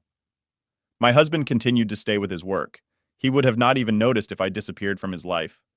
I used to spend my lunchtime with Jay so that I could head straight home after work to my son. Jay understood my situation and adjusted our meetings to whatever was convenient for me the best. He was so understanding about everything. It was insane. I thought everything was going according to what I had planned, but turned out that I was completely wrong. Everything had taken a quick and unexpected turn for the worst. One day, my phone fell down the stairs when I was leaving for lunch with Jay. I thought of getting it fixed later. As I couldn't wait for longer to meet Jay, Jay asked me to go to his home with him. It was a Friday, so I was able to easily ditch the rest of the workday. I went to his home with him. I went home around 6, which was the same time I usually went home after work. My son wasn't at home like he was supposed to be. Only Beth was there. Beth was the nanny we had hired to be there with him after he came back from school till me or my husband got home. Beth told me that my son had gotten a high fever in school and had to be rushed to the hospital. His teacher had called me many times but couldn't get through. My husband picked up the call and was there with him in the hospital. I rushed to the hospital. It was because of my stupid phone that my son was without me in that hospital. I saw my husband sitting with our son while our son was sharing some story about his school. I rushed to my son's side immediately. He was feeling better then. My husband didn't ask me anything then. Soon the doctor joined us and told us that my son had caught some flu and was fine to go home now. I took our son in my car to home while my husband said that he needed to get to the office as he left his work in a hurry to get here. I went home and put our son to sleep after feeding him. I made a mental note to get my phone fixed the next day itself. I went to sleep in my son's room that night. I got up in the middle of the night around 2 a.m. to find my husband standing by the door. He was staring at me. I got scared at first, but then realized it's just him and released a breath of relief. I saw that he was still in his work clothes and asked when he got home. He told me that he was just getting home and wanted to check on our son before going to sleep. I nodded to him. He then asked me where I was when the teacher had called. I told him that my phone broke down and that's why they were not able to reach me. He gave me a look like he didn't believe me. I pointed to my phone that was kept on the nearby shelf. Its broken screen was visible. He then told me that he knew I wasn't in the office. I called your office, but they told me that you had left for lunch and didn't come back. He told me. I was not surprised that he had called my office. It was sort of obvious, but I was so caught up with my son that I didn't think what to tell him. I just blurted about going to a meeting which ran late. He didn't give me any expression to tell me if he believed me or not. I hoped that he believed it, and then went back to take care of my son. The next day, I didn't go to the office to stay at home with my son, but I needed to get my phone fixed. So I left for a little while Beth was there with my son. I got a new phone as my phone would have taken too much time to get fixed. The first person I contacted was Jay and told him everything. He was very understanding like always, and said he was there for me. My husband didn't talk to me about anything after he asked me where I was. He just got ready and then left for the office in the morning. Everything went fine for the next few days. My son had gotten better and had started going to school again. I had also started going back to the office. I met Jay on my lunch breaks one Friday when I got back home. My husband was already there waiting for me. I was shocked to see him home. I didn't remember the last time he had come back home before me. I smiled at him and then was going to take a shower when he stopped me. He asked me where I was during my lunch break. I gave him a blank look and wondered how I knew that I had gone somewhere. He told me that he came by my office because he needed my signature on some bank documents. I told him what I had told him the previous time. He seemed like he believed me, He nodded and let me go. Before letting me go, he just whispered that he trusted me. The guilt those words brought to me cannot be described. I was having an affair behind his back, and this guy trusted me. I was so overwhelmed with guilt that I couldn't stop crying in the shower. He hasn't been a good husband to me, but I wasn't a good wife to him either. It felt so wrong to know that he trusted me when I was sleeping with someone else. I knew that I couldn't continue this. I had two options. Either I had to come clean with my husband and end things with him, or to end things with Jay. I knew I had to make a decision, and the thought of losing any of them brought more tears. Jay was a good person. He'd been so good to me. But there was no future for us. I couldn't just leave my son and my husband. I thought it was finally time to end this thing between me and Jay. I had made up my mind and decided that after the weekend was over, I would meet him again. It would be the last time I met him. Turned out that it was too late to make that decision. The next day was a Saturday, and I had plans of staying home with my son. I didn't know what my husband was up to that day. He never used to tell me anything after his promotion. He was mostly always working, even on weekends. My husband didn't go to the office and instead stayed home with us. It was quite a surprise. The day before that, also he was home before me. Something inside told me that something was wrong, but I shrugged it off, thinking it's just my guilt and fear of being caught. My husband sat with me in the living room when our son had gone to the park with Beth. He told me that he needed to talk to me. His tone was so calm and neutral that I didn't think he knew about Jay and me. I was wrong about that. My husband knew. He told me calmly how he's aware of my affair. He said that he had his doubts when I started coming home late, but he got his confirmation after our son was hospitalized. He told me how he used to come by my office at lunchtime and watched me getting in the car with Jay. He showed me the pictures of me and Jay he had taken on his phone. I couldn't lie to him anymore. There wasn't any point anyway. He had pictures of me and Jay kissing each other. I was all over him in those pictures. I took the only option I had. I accepted it. He nodded and asked me how it all started. I told him how everything began. I told him that it all started after he got his promotion and started ignoring me. I told him everything I felt and how Jay made me feel. Wanted. He gave me a neutral expression throughout as I told him everything. I also told him how I was going to end everything on Monday. He didn't believe me. He laughed and told me that I didn't need to lie to him anymore. He was already aware of my dirty little secret. I told him that I was being honest with that, but he said that he cannot trust anything that came out of my mouth. Now he told me that he was working really hard at work so that he could give us the life we wanted. He told me about his plans to take us on an international trip soon. I knew that I wasn't a good husband, but I never cheated on you. He told me harshly and continued with, I wanted to provide everything to you and our son. I started crying after that. I couldn't hold my tears any longer. It didn't deter him from speaking what he had to say. He told me that he wanted to confront me the previous day itself, but he was giving me a chance to speak the truth by myself. That's why he had told me that he trusted me. He wanted to see my response. I had truly fucked up. He left me in the living room crying. He came back and gave me a glass of water. I was shocked at the gesture and then saw the envelope he was holding. I knew what was inside that envelope. I knew it was divorce paper, but I wasn't ready for it.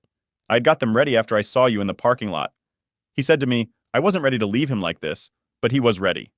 So I hesitantly took the envelope from his hands, like I had thought it was divorce papers. I understood that it was my fault we were in that position, but it didn't make the pain any less. I read the papers only to find that he was asking for full custody of our son. I told him that he cannot do it. He told me it was for the good if our son stayed with him instead of me. I told him that I'm never going to sign it with those terms. He told me that it didn't matter what I wanted. He was going to make sure that he took my son with him. He said it's best if I just sign it without any drama and he'll let me meet my son. Otherwise, he'll tell my son that I was cheating on his father and he'll grow up to hate me. I couldn't believe my ears. I didn't know if he was being serious or not. How could he threaten me with something like that? Our son was 5 years old. Knowing something like that would break his heart. I knew that my husband would do anything to get what he wanted. It was possible that he would use my son like this. I had already hurt my son by having an affair, even if he didn't know that it was still wrong on my part. I couldn't let him hate me. I tried to reason with my husband that there was no point in taking him away from me. My husband was already so busy with his work. It would be better if he stayed with me. I legit begged him to not do this. All my tears and begging fell on deaf ears. He stood by his decision and told me that I had 2 days to sign these papers. He also added how I would have to end everything with Jay immediately, or he'll show our son. My picture is with Jay. I had no idea if he was being serious or not, but I couldn't risk my son getting traumatized by seeing his mother like that. I wanted a healthy future for him. I called up Jay after my husband left me in the living room and ended everything with him. Jay knew that my son was the most important to me, so he didn't argue or anything. He just told me to take care and to not hesitate to reach him if I needed something. He didn't know, but I was grateful for him. I called up my lawyer and told them about the custody terms in the divorce papers. He said that it was well within my rights to refuse to agree to those terms and that I can fight for sole custody. I couldn't tell him that my husband was blackmailing me to tell my son about my secret. I ended the call with him shortly. I knew there was no way for me I had to lose my son either way. Either I refuse to sign this and he'll know about my secret and hate me forever, or I sign these papers and he will stay with his father. I chose the second option and signed the papers. I could stay far from my son, but I couldn't bear seeing hatred in his eyes. At least he'll have good memories to think about whenever he will remember me. My husband was satisfied with my signature on the paper and told me that he'll give me a week to explain to my son why I'm moving out of the house. He knew it was going to be so hard for me to tell my son that when I didn't even want to leave him, I was sure he was getting his revenge for making me suffer like this.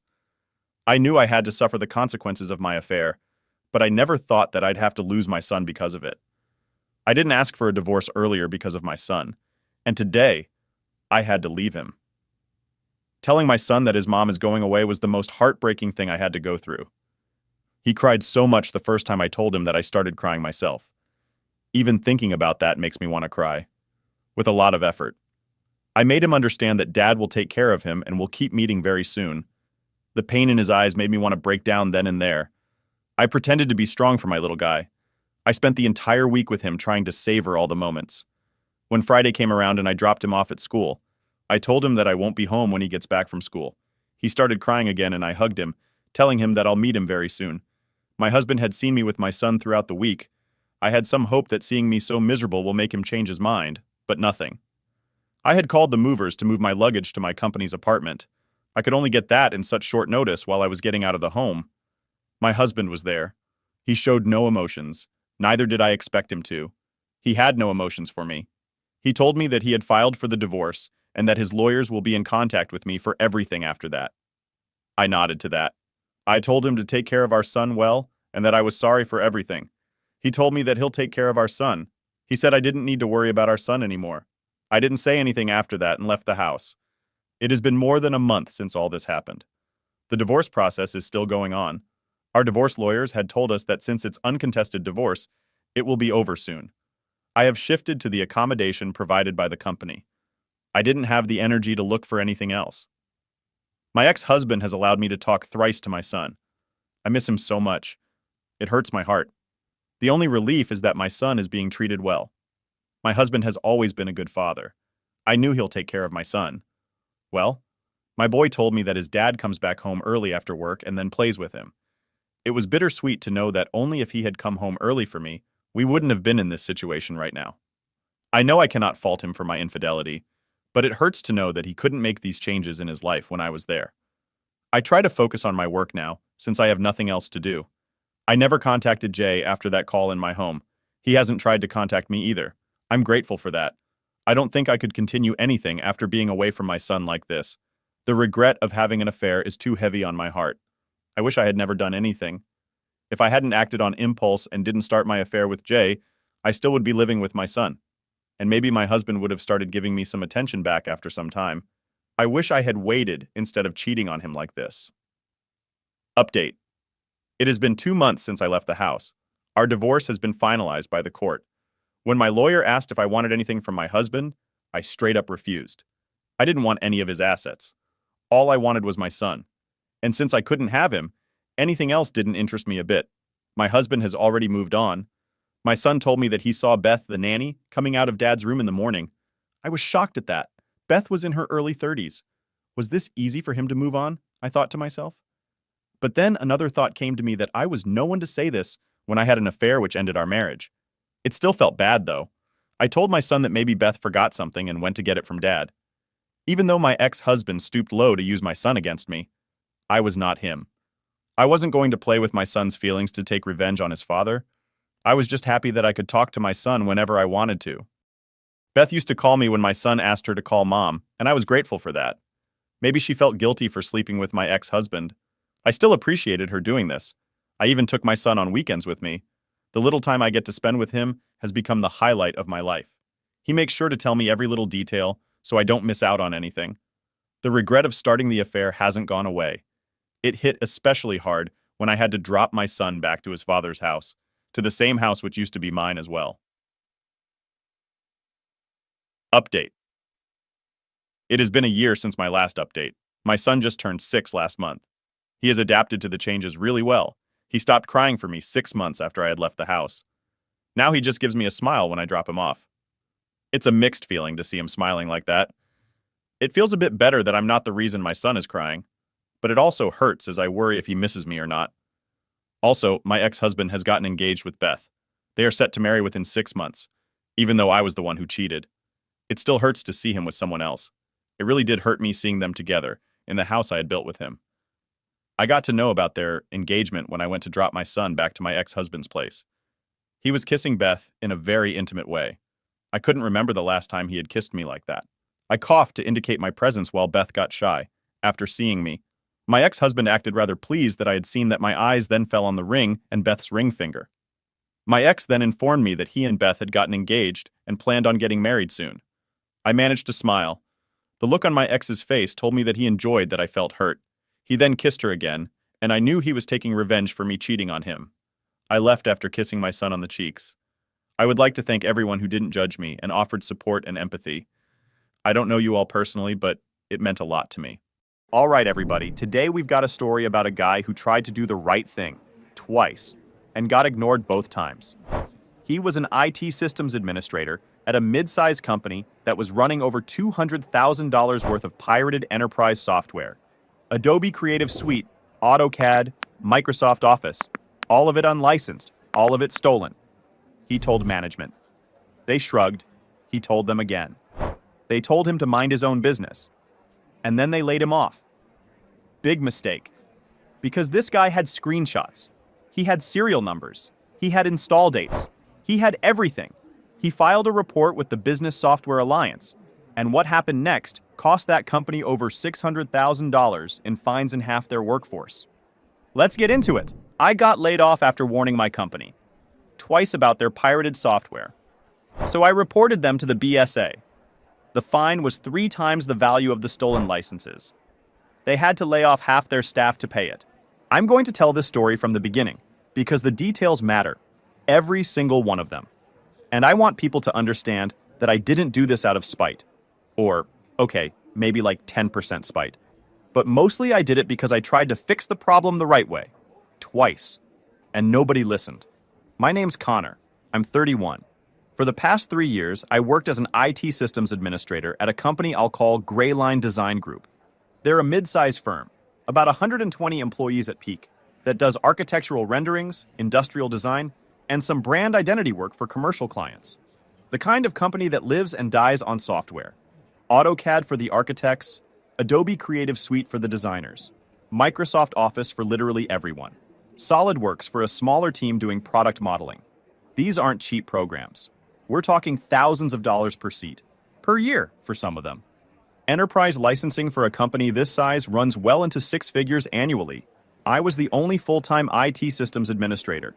There was one other guy, Pete, who handled help desk stuff and basic troubleshooting, but I was the one responsible for the network, the servers, the security, the software deployments, basically everything that kept the lights blinking. I reported to the operations director, a woman named Laura, who was fine. Not great, not terrible. She understood enough about IT to know she didn't understand IT, which honestly is the best kind of boss to have in that role. She left me alone to do my job, and that's all I ever wanted. The CEO was a different story. I'll call him Ray Whitfield. Everybody else in this story gets a first name, but Ray gets a full name, because I want you to understand this was a guy who carried himself like he was running a Fortune 500 company, when in reality, he was running a 120-person design shop that couldn't afford its own software. Ray drove a BMW. Ray had a corner office with floor-to-ceiling windows. Ray wore custom shirts with his initials on the cuffs. Ray talked about the vision in every all-hands meeting like he was Steve Jobs presenting the iPhone. And Ray, this is the important part, refused to pay for software licenses. I figured this out about 4 months into the job, and honestly, it probably should have taken me less time than that. The signs were there from week 1. But when you're new at a company and everything seems to be running fine on the surface, you don't immediately jump to, the entire software stack is stolen. You assume somebody in purchasing handled the licensing. You assume there's a vendor agreement filed away somewhere. You assume wrong. When I was first hired, I did what any IT admin does when they walk into a new environment. I audited everything. The network, the hardware, the software. I wanted to know what I was working with. And pretty quickly, I started noticing things that didn't add up. We had Adobe Creative Cloud running on 47 machines, but our license agreement only covered 12 seats. We had AutoCAD on 23 workstations with a license key that traced back to a single user educational copy. An educational copy. For a commercial business. That's not just piracy, that's almost comically blatant piracy. Microsoft Office was installed on every machine in the building using what appeared to be a single volume license key that, when I checked it against Microsoft's licensing portal, came back as not recognized, which is a polite way of saying it was a cracked key someone probably downloaded from a torrent site. I documented all of this. Not because I was planning to do anything dramatic at that point. I was just doing my job. Part of being an IT admin is knowing what software is deployed and whether it's properly licensed. That's literally in the job description. I put together a spreadsheet with every software title, every machine it was installed on, the license type, or lack thereof, the serial number or key being used, and the approximate install date based on file system timestamps. The total estimated retail value of the unlicensed software came to roughly $214,000, give or take.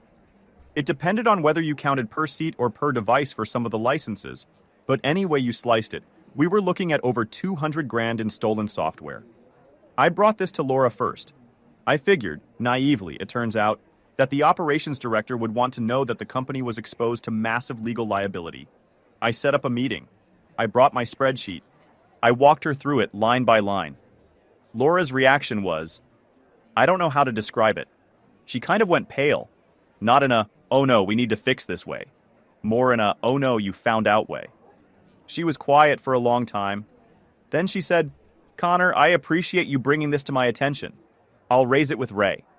I said, Laura, this is serious. The BSA does audits. If they get a tip, they can demand a full software inventory. The fines are typically 2 to 3 times the retail value of the unlicensed software. We're looking at potential penalties of over $500,000.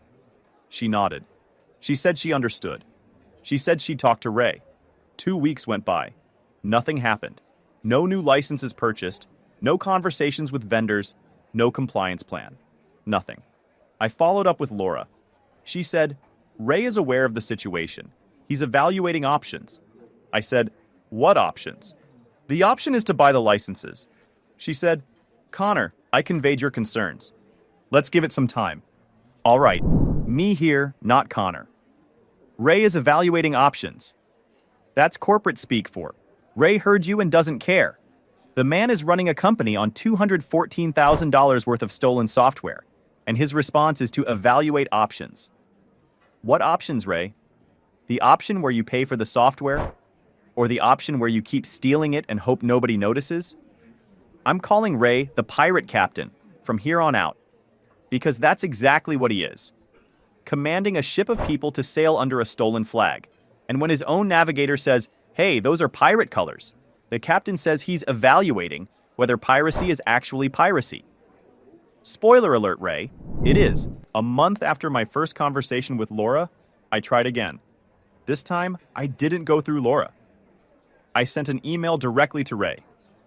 I CC'd Laura so she knew I was escalating, but the email was addressed to Ray. I kept it professional. I laid out the facts, the number of unlicensed installations, the estimated retail value, the potential legal exposure, and a proposed remediation plan that would bring us into compliance over a 6-month period by prioritizing the highest risk software first, Adobe and AutoCAD, since those vendors are the most aggressive about enforcement. I also included, and I think this is important, a cost-benefit analysis. I showed that a proper enterprise licensing agreement for all our software would cost approximately $87,000 per year. That's a lot of money, sure. But the penalty for getting caught with $214,000 in pirated software would be somewhere between $400,000 and $650,000. plus legal fees, plus reputational damage, plus the very real possibility of losing clients who don't want to be associated with a company that got busted for software piracy. I showed him the math. I made it as clear as I could that buying the licenses was the cheaper option by a factor of 5 or more. Ray's response came 2 days later. It was 4 sentences. I remember them exactly because I screenshotted the email and saved it to 3 different locations. Connor, thank you for your thorough analysis. We are committed to operating within all applicable guidelines. I have asked Laura to review our current vendor relationships and identify areas for optimization. Please continue to focus on your core IT responsibilities and let the leadership team handle procurement decisions. Translation: shut up and do your job. I knew right then that nothing was going to change. Ray had the information, he had the math, he had a clear remediation plan handed to him on a silver platter. And he chose to keep running pirated software because it saved him $87,000 a year. He was gambling that nobody would report them, that no vendor would audit them, that the BSA would never come knocking. And he was willing to bet the entire company on that gamble. I started saving everything. Not aggressively, I wasn't sneaking around photographing servers at midnight or anything, but methodically. Every time I deployed software, I noted it. Every time I saw a license key that didn't match our non-existent license agreement, I logged it. I kept my audit spreadsheet updated. I saved copies to my personal cloud drive. Screenshots of the deployment server showing mass installations. Screenshots of the license management console showing the mismatch between installed copies and purchased licenses. File properties showing install dates. Everything timestamped, everything organized, everything backed up in 3 places. I want to be clear about something. I wasn't doing this to build a case. Not yet. I was doing it because I'm an IT admin, and this is how I operate. I document everything. It's how I've always worked. When you're the one person responsible for an entire company's IT infrastructure, you either document everything or you get blamed for everything. I chose documentation. Okay, so let me paint the picture of what Connor's sitting on at this point. He's got a spreadsheet cataloging every single pirated software installation in the building. 47 unlicensed Adobe seats. 23 bootleg AutoCAD installations running on an educational license key in a commercial company. Microsoft Office on every machine, all running off what is basically a counterfeit key. He's got screenshots. He's got serial numbers. He's got install dates. He's reported it twice. Once to his direct boss, once to the CEO himself. Both times. Nothing. The pirate captain looked at a detailed map showing exactly where the icebergs were and said, "Full speed ahead." Connor isn't building a weapon. He's just keeping notes. For now. 8 months after my email to Ray, the company went through what they called a strategic restructuring. 20 people got laid off. I was one of them. Now, I want to be fair here. The layoffs weren't entirely pretextual. The company had lost 2 major clients in the previous quarter, and revenue was down. Layoffs were probably coming regardless. But here's what's interesting. Pete, the help desk guy who made 30% less than me and had about 1/10 of my skill set, kept his job. They let go of the experienced IT systems administrator who knew every system in the building and kept the junior help desk guy who once asked me what a subnet was. The official explanation was that they were consolidating IT functions and that Pete could handle the reduced workload. What actually happened is that Ray wanted to save my salary and get rid of the guy who kept pestering him about software licenses. I know this because Laura told me. Not directly, she's not that careless, but during my exit interview, which Laura conducted because HR was a single person who was also being laid off, she said something I'll never forget. She said, "Connor, for what it's worth, I fought for you. But Ray felt the IT department needed someone who was more aligned with the company's operational philosophy." More aligned. That's how she said it. More aligned with the philosophy of running a 120-person company on stolen software. Got it. My severance was 4 weeks of pay, standard. I signed the paperwork, turned in my badge, and walked out. Pete was at his desk when I left. He looked up at me with this expression like he wanted to say something but didn't know what. I nodded at him. He nodded back. That was our goodbye. Not much, but enough. I was calm. Genuinely calm.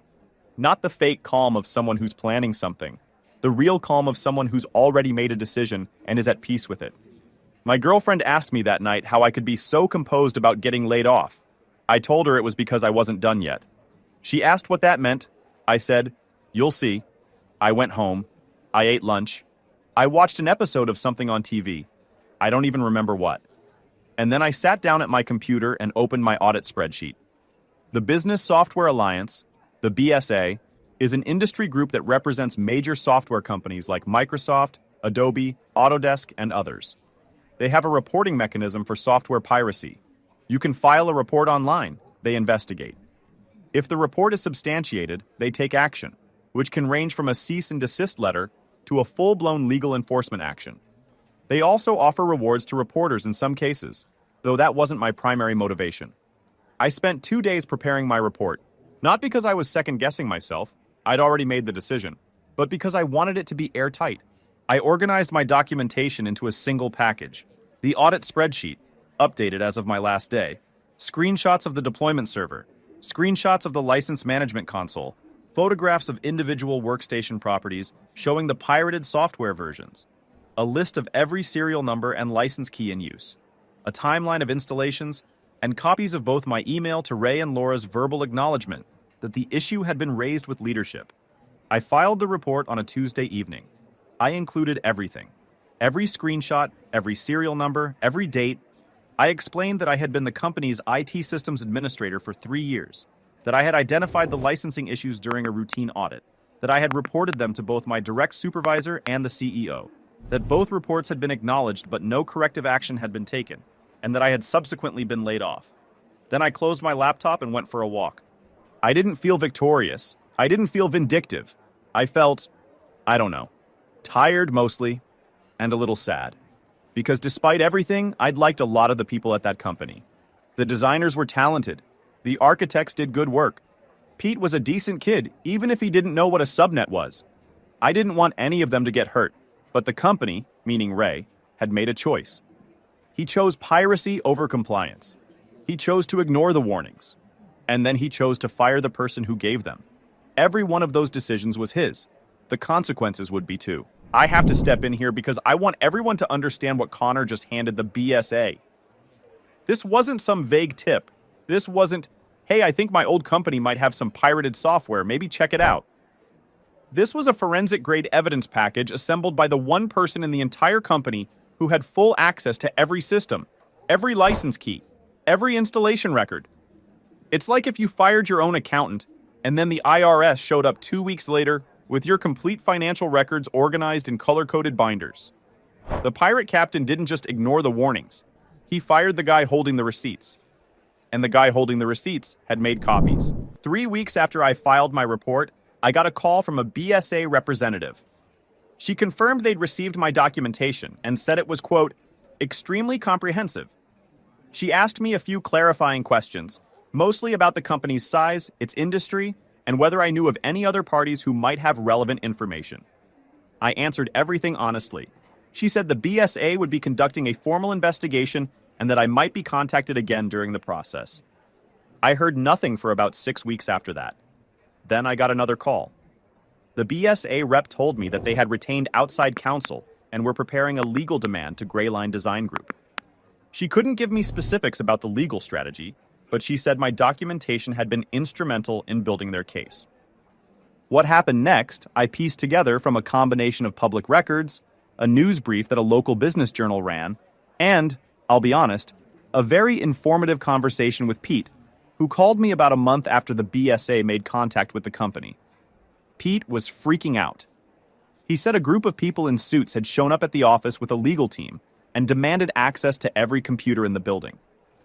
They brought their own forensic software, tools that scan hard drives and identify every installed application, its version, its license status, and whether it matches any known pirated distribution. They went machine by machine. It took 2 days. Pete said the atmosphere in the office during those 2 days was, and I'm using his word here, apocalyptic. Nobody could work because the auditors needed access to the machines. Designers were sitting at empty desks scrolling their phones. Architects were standing in hallways whispering to each other. A few people cried. Not because they knew what was coming. Most of them didn't, not yet. But because there's something deeply unsettling about watching strangers in suits methodically go through every computer in your office while your boss hides behind a closed door.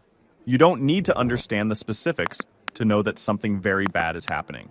Ray was in his corner office with the door closed for most of it, apparently on the phone with the company's lawyer who, according to Pete, was not having a good week. Pete said Ray came out once on the first day to get coffee and looked like he'd aged 5 years in an afternoon. His monogrammed cuffs were rolled up. His tie was loose. The BMW CEO was gone. What was left was a guy who just realized that the bill for 3 years of stolen software was about to come due. The results of the audit confirmed everything I'd reported, and then some, because it turned out there were a few things even I had missed. A handful of machines had pirated copies of software I hadn't cataloged because they'd been installed before I was hired and were buried in subdirectories that didn't show up in the standard deployment console. The total value of unlicensed software, according to the BSA's assessment, came to approximately $227,000, a bit higher than my original estimate. Under the BSA's standard enforcement framework, penalties for willful software piracy typically range from 1 to 3 times the retail value of the unlicensed software. Willful is the key word. If a company can show that the piracy was inadvertent, maybe an employee installed something without authorization, maybe there was a licensing mix-up, the penalties tend to be on the lower end. But if the company was aware of the piracy and chose not to address it, that's willful, and the penalties go to the maximum.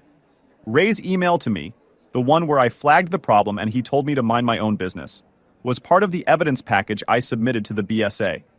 That email proved that the CEO personally knew about the unlicensed software and chose to continue using it. That email turned this from a "we didn't know" case into a "we knew and didn't care" case. Willful. Maximum penalties. The fine came to $638,000.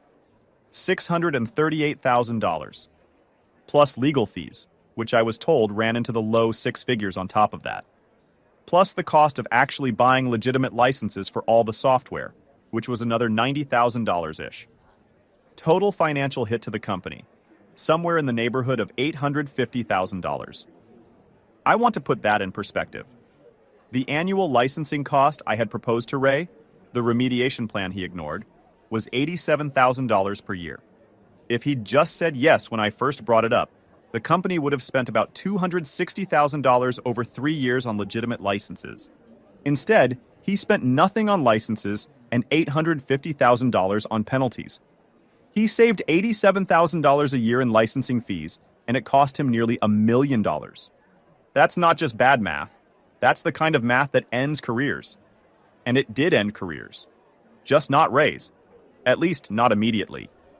Grayline didn't have $850,000 sitting in a bank account. They were a mid-sized design firm, not a hedge fund. To pay the fines and legal fees, the company had to take drastic action.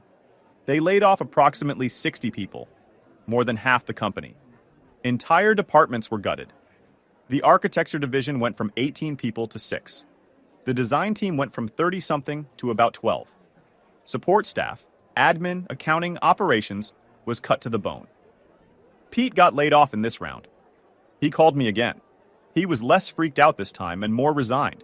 He said, "I guess I should have learned what a subnet was." I told him I'd give him a reference. The layoffs were devastating. I knew some of those people. I'd set up their workstations. I'd troubleshot their software problems.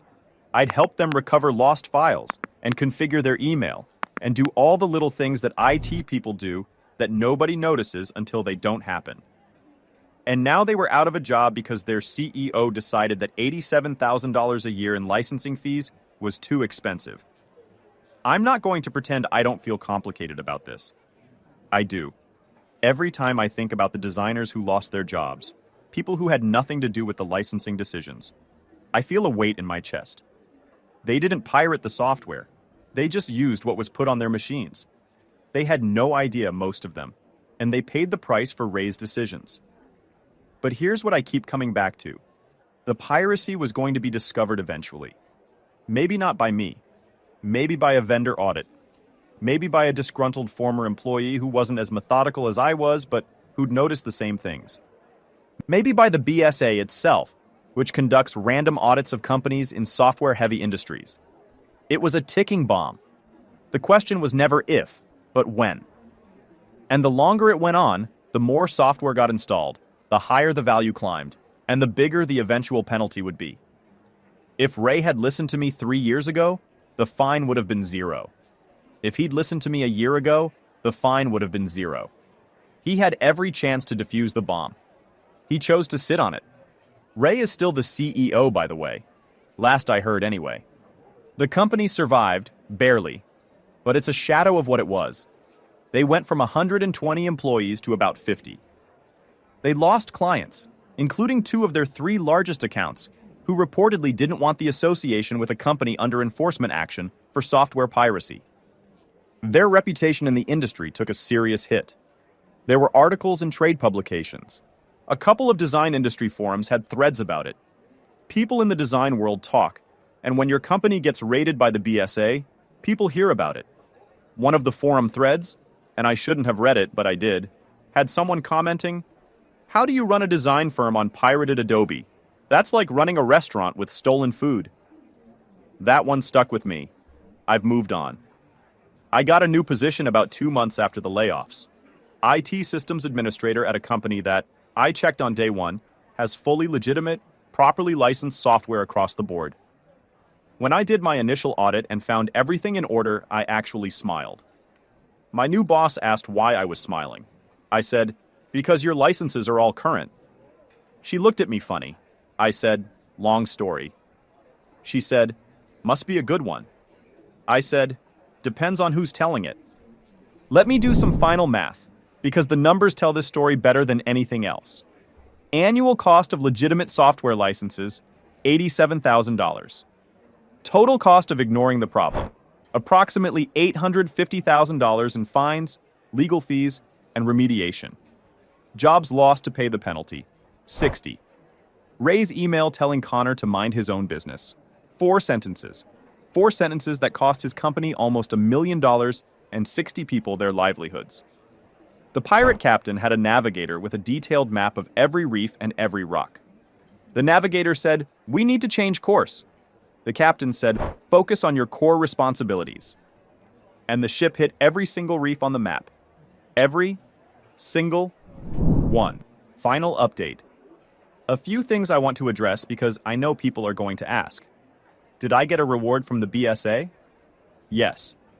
The BSA has a reward program for reports that lead to successful enforcement actions. I received a payment. I'm not going to disclose the exact amount because the agreement includes a confidentiality provision, but it was meaningful. Not life-changing, but meaningful. Enough to cover several months of expenses during my job search. I'll say this. It was more than the 4 weeks of severance Grayline gave me. Did I feel guilty? I touched on this above, but I want to be direct. Yes. Some guilt. Not for reporting the piracy. That was the right call, and I'd do it again. The guilt is for the people who got caught in the blast radius. The designers, the architects, the admin staff. People who showed up, did good work, and lost their jobs because their CEO was too cheap to buy software licenses. That keeps me up some nights, honestly. I remind myself that the piracy was a ticking bomb regardless, and that Ray is the one who armed it. But knowing that intellectually and feeling it emotionally are 2 different things. Did I consider not reporting it? Briefly. The afternoon I got laid off, there was a window of maybe 30 minutes where I thought about just letting it go. Moving on. Finding a new job and forgetting about Grayline. But then I thought about what would happen if the piracy continued. More software would get installed, the liability would grow, and eventually someone else would report it, or a vendor would audit, and the penalty would be even bigger, and even more people would lose their jobs. In a weird way, I think reporting it when I did actually limited the damage. If this had gone on another 2 or 3 years, the fine could have been over $1 million. Was it legal for me to save that documentation? This is a question I got from a few people. The answer is, it's complicated, and I'm not a lawyer. I will say that everything I documented was part of my job responsibilities. Auditing software licenses was literally in my job description. The screenshots and records I kept were work product that I'd created in the normal course of doing my job. I didn't hack into anything. I didn't install spyware. I didn't access systems I wasn't authorized to access. I simply kept copies of my own work. My lawyer, yes, I consulted a lawyer before filing the BSA report, reviewed everything and confirmed that I was on solid ground. What happened to Ray? As of my last information, he's still the CEO. The company is much smaller now. I've heard through the grapevine that the board, such as it is, Greyline is privately held, so the board is basically Ray and two other people.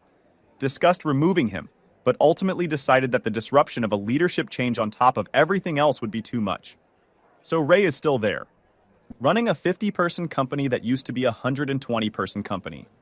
Still driving his BMW, presumably. Still wearing his monogram shirts. I wonder if he's bought the software licenses yet? I genuinely hope so, for the sake of the 50 people who are still there. One more thing. About a month after the BSA enforcement action became public, I got a LinkedIn message from a former coworker at Greyline, a designer named Olivia who I'd always gotten along with. She said, "Connor, was it you?" I thought about lying. I thought about saying I didn't know what she was talking about. But Olivia was smart and she'd clearly figured it out. I was the only person in the company who had the access and knowledge to compile that kind of report. So I said, yes. She was quiet for a while. Typing bubbles appeared and disappeared a few times. Then she said, "I lost my job because of this." I said, "I know. I'm sorry." She said, "But Ray was the one who chose not to buy the licenses." I said, "Yes." She said, "I'm mad at both of you, but I'm more mad at him." I said, "That's fair." She said, "If he'd just listened to you, none of this would have happened." I said, "I know." She said, "Buy me a coffee sometime and we'll call it even." I said I would. I haven't yet, but I will. I owe her that. Pete, for what it's worth, landed on his feet. He's doing desktop support at a hospital now. He called me last week to ask what a VLAN is. Some things don't change. Laura left Greyline voluntarily about 2 months after the BSA action. She took a job at a different firm. She never contacted me directly, but Pete told me she said, and this is secondhand, so take it with a grain of salt, "I should have pushed harder. Connor was right from day one." Better late than never, I guess. I don't regret what I did. I regret that it was necessary. There's a difference. If Ray had spent $87,000 a year on legitimate licenses, none of this would have happened. Nobody would have been fined. Nobody would have been laid off. I wouldn't have had to file a report. The company would still be 120 people strong, doing good work, making money, and using legal software. Ray chose a different path. I just made sure the path had consequences. If you're in IT and you discover your company is running pirated software, document everything. Report it through proper channels first. Give management a chance to fix it. Put it in writing. Get their response in writing. If they don't fix it, you need to make a decision about how much risk you're willing to carry on behalf of people who don't care about the risk at all. I carried it for almost 3 years. That was long enough. And to any CEO reading this, who thinks software licensing is an expense you can skip, it's not. It's not optional. It's not something your IT person is nagging you about because they have nothing better to do. It's a legal obligation. And the person who knows you're not meeting that obligation, they have every reason and every right to make sure you do. Don't give them a reason to go outside the company to do it. Just buy the licenses. I promise you, it's cheaper. So there it is. Connor flagged the problem twice. He put together a full remediation plan. He showed the CEO the math. And the CEO's response was 4 sentences that basically said, "Go away." Then they fired him.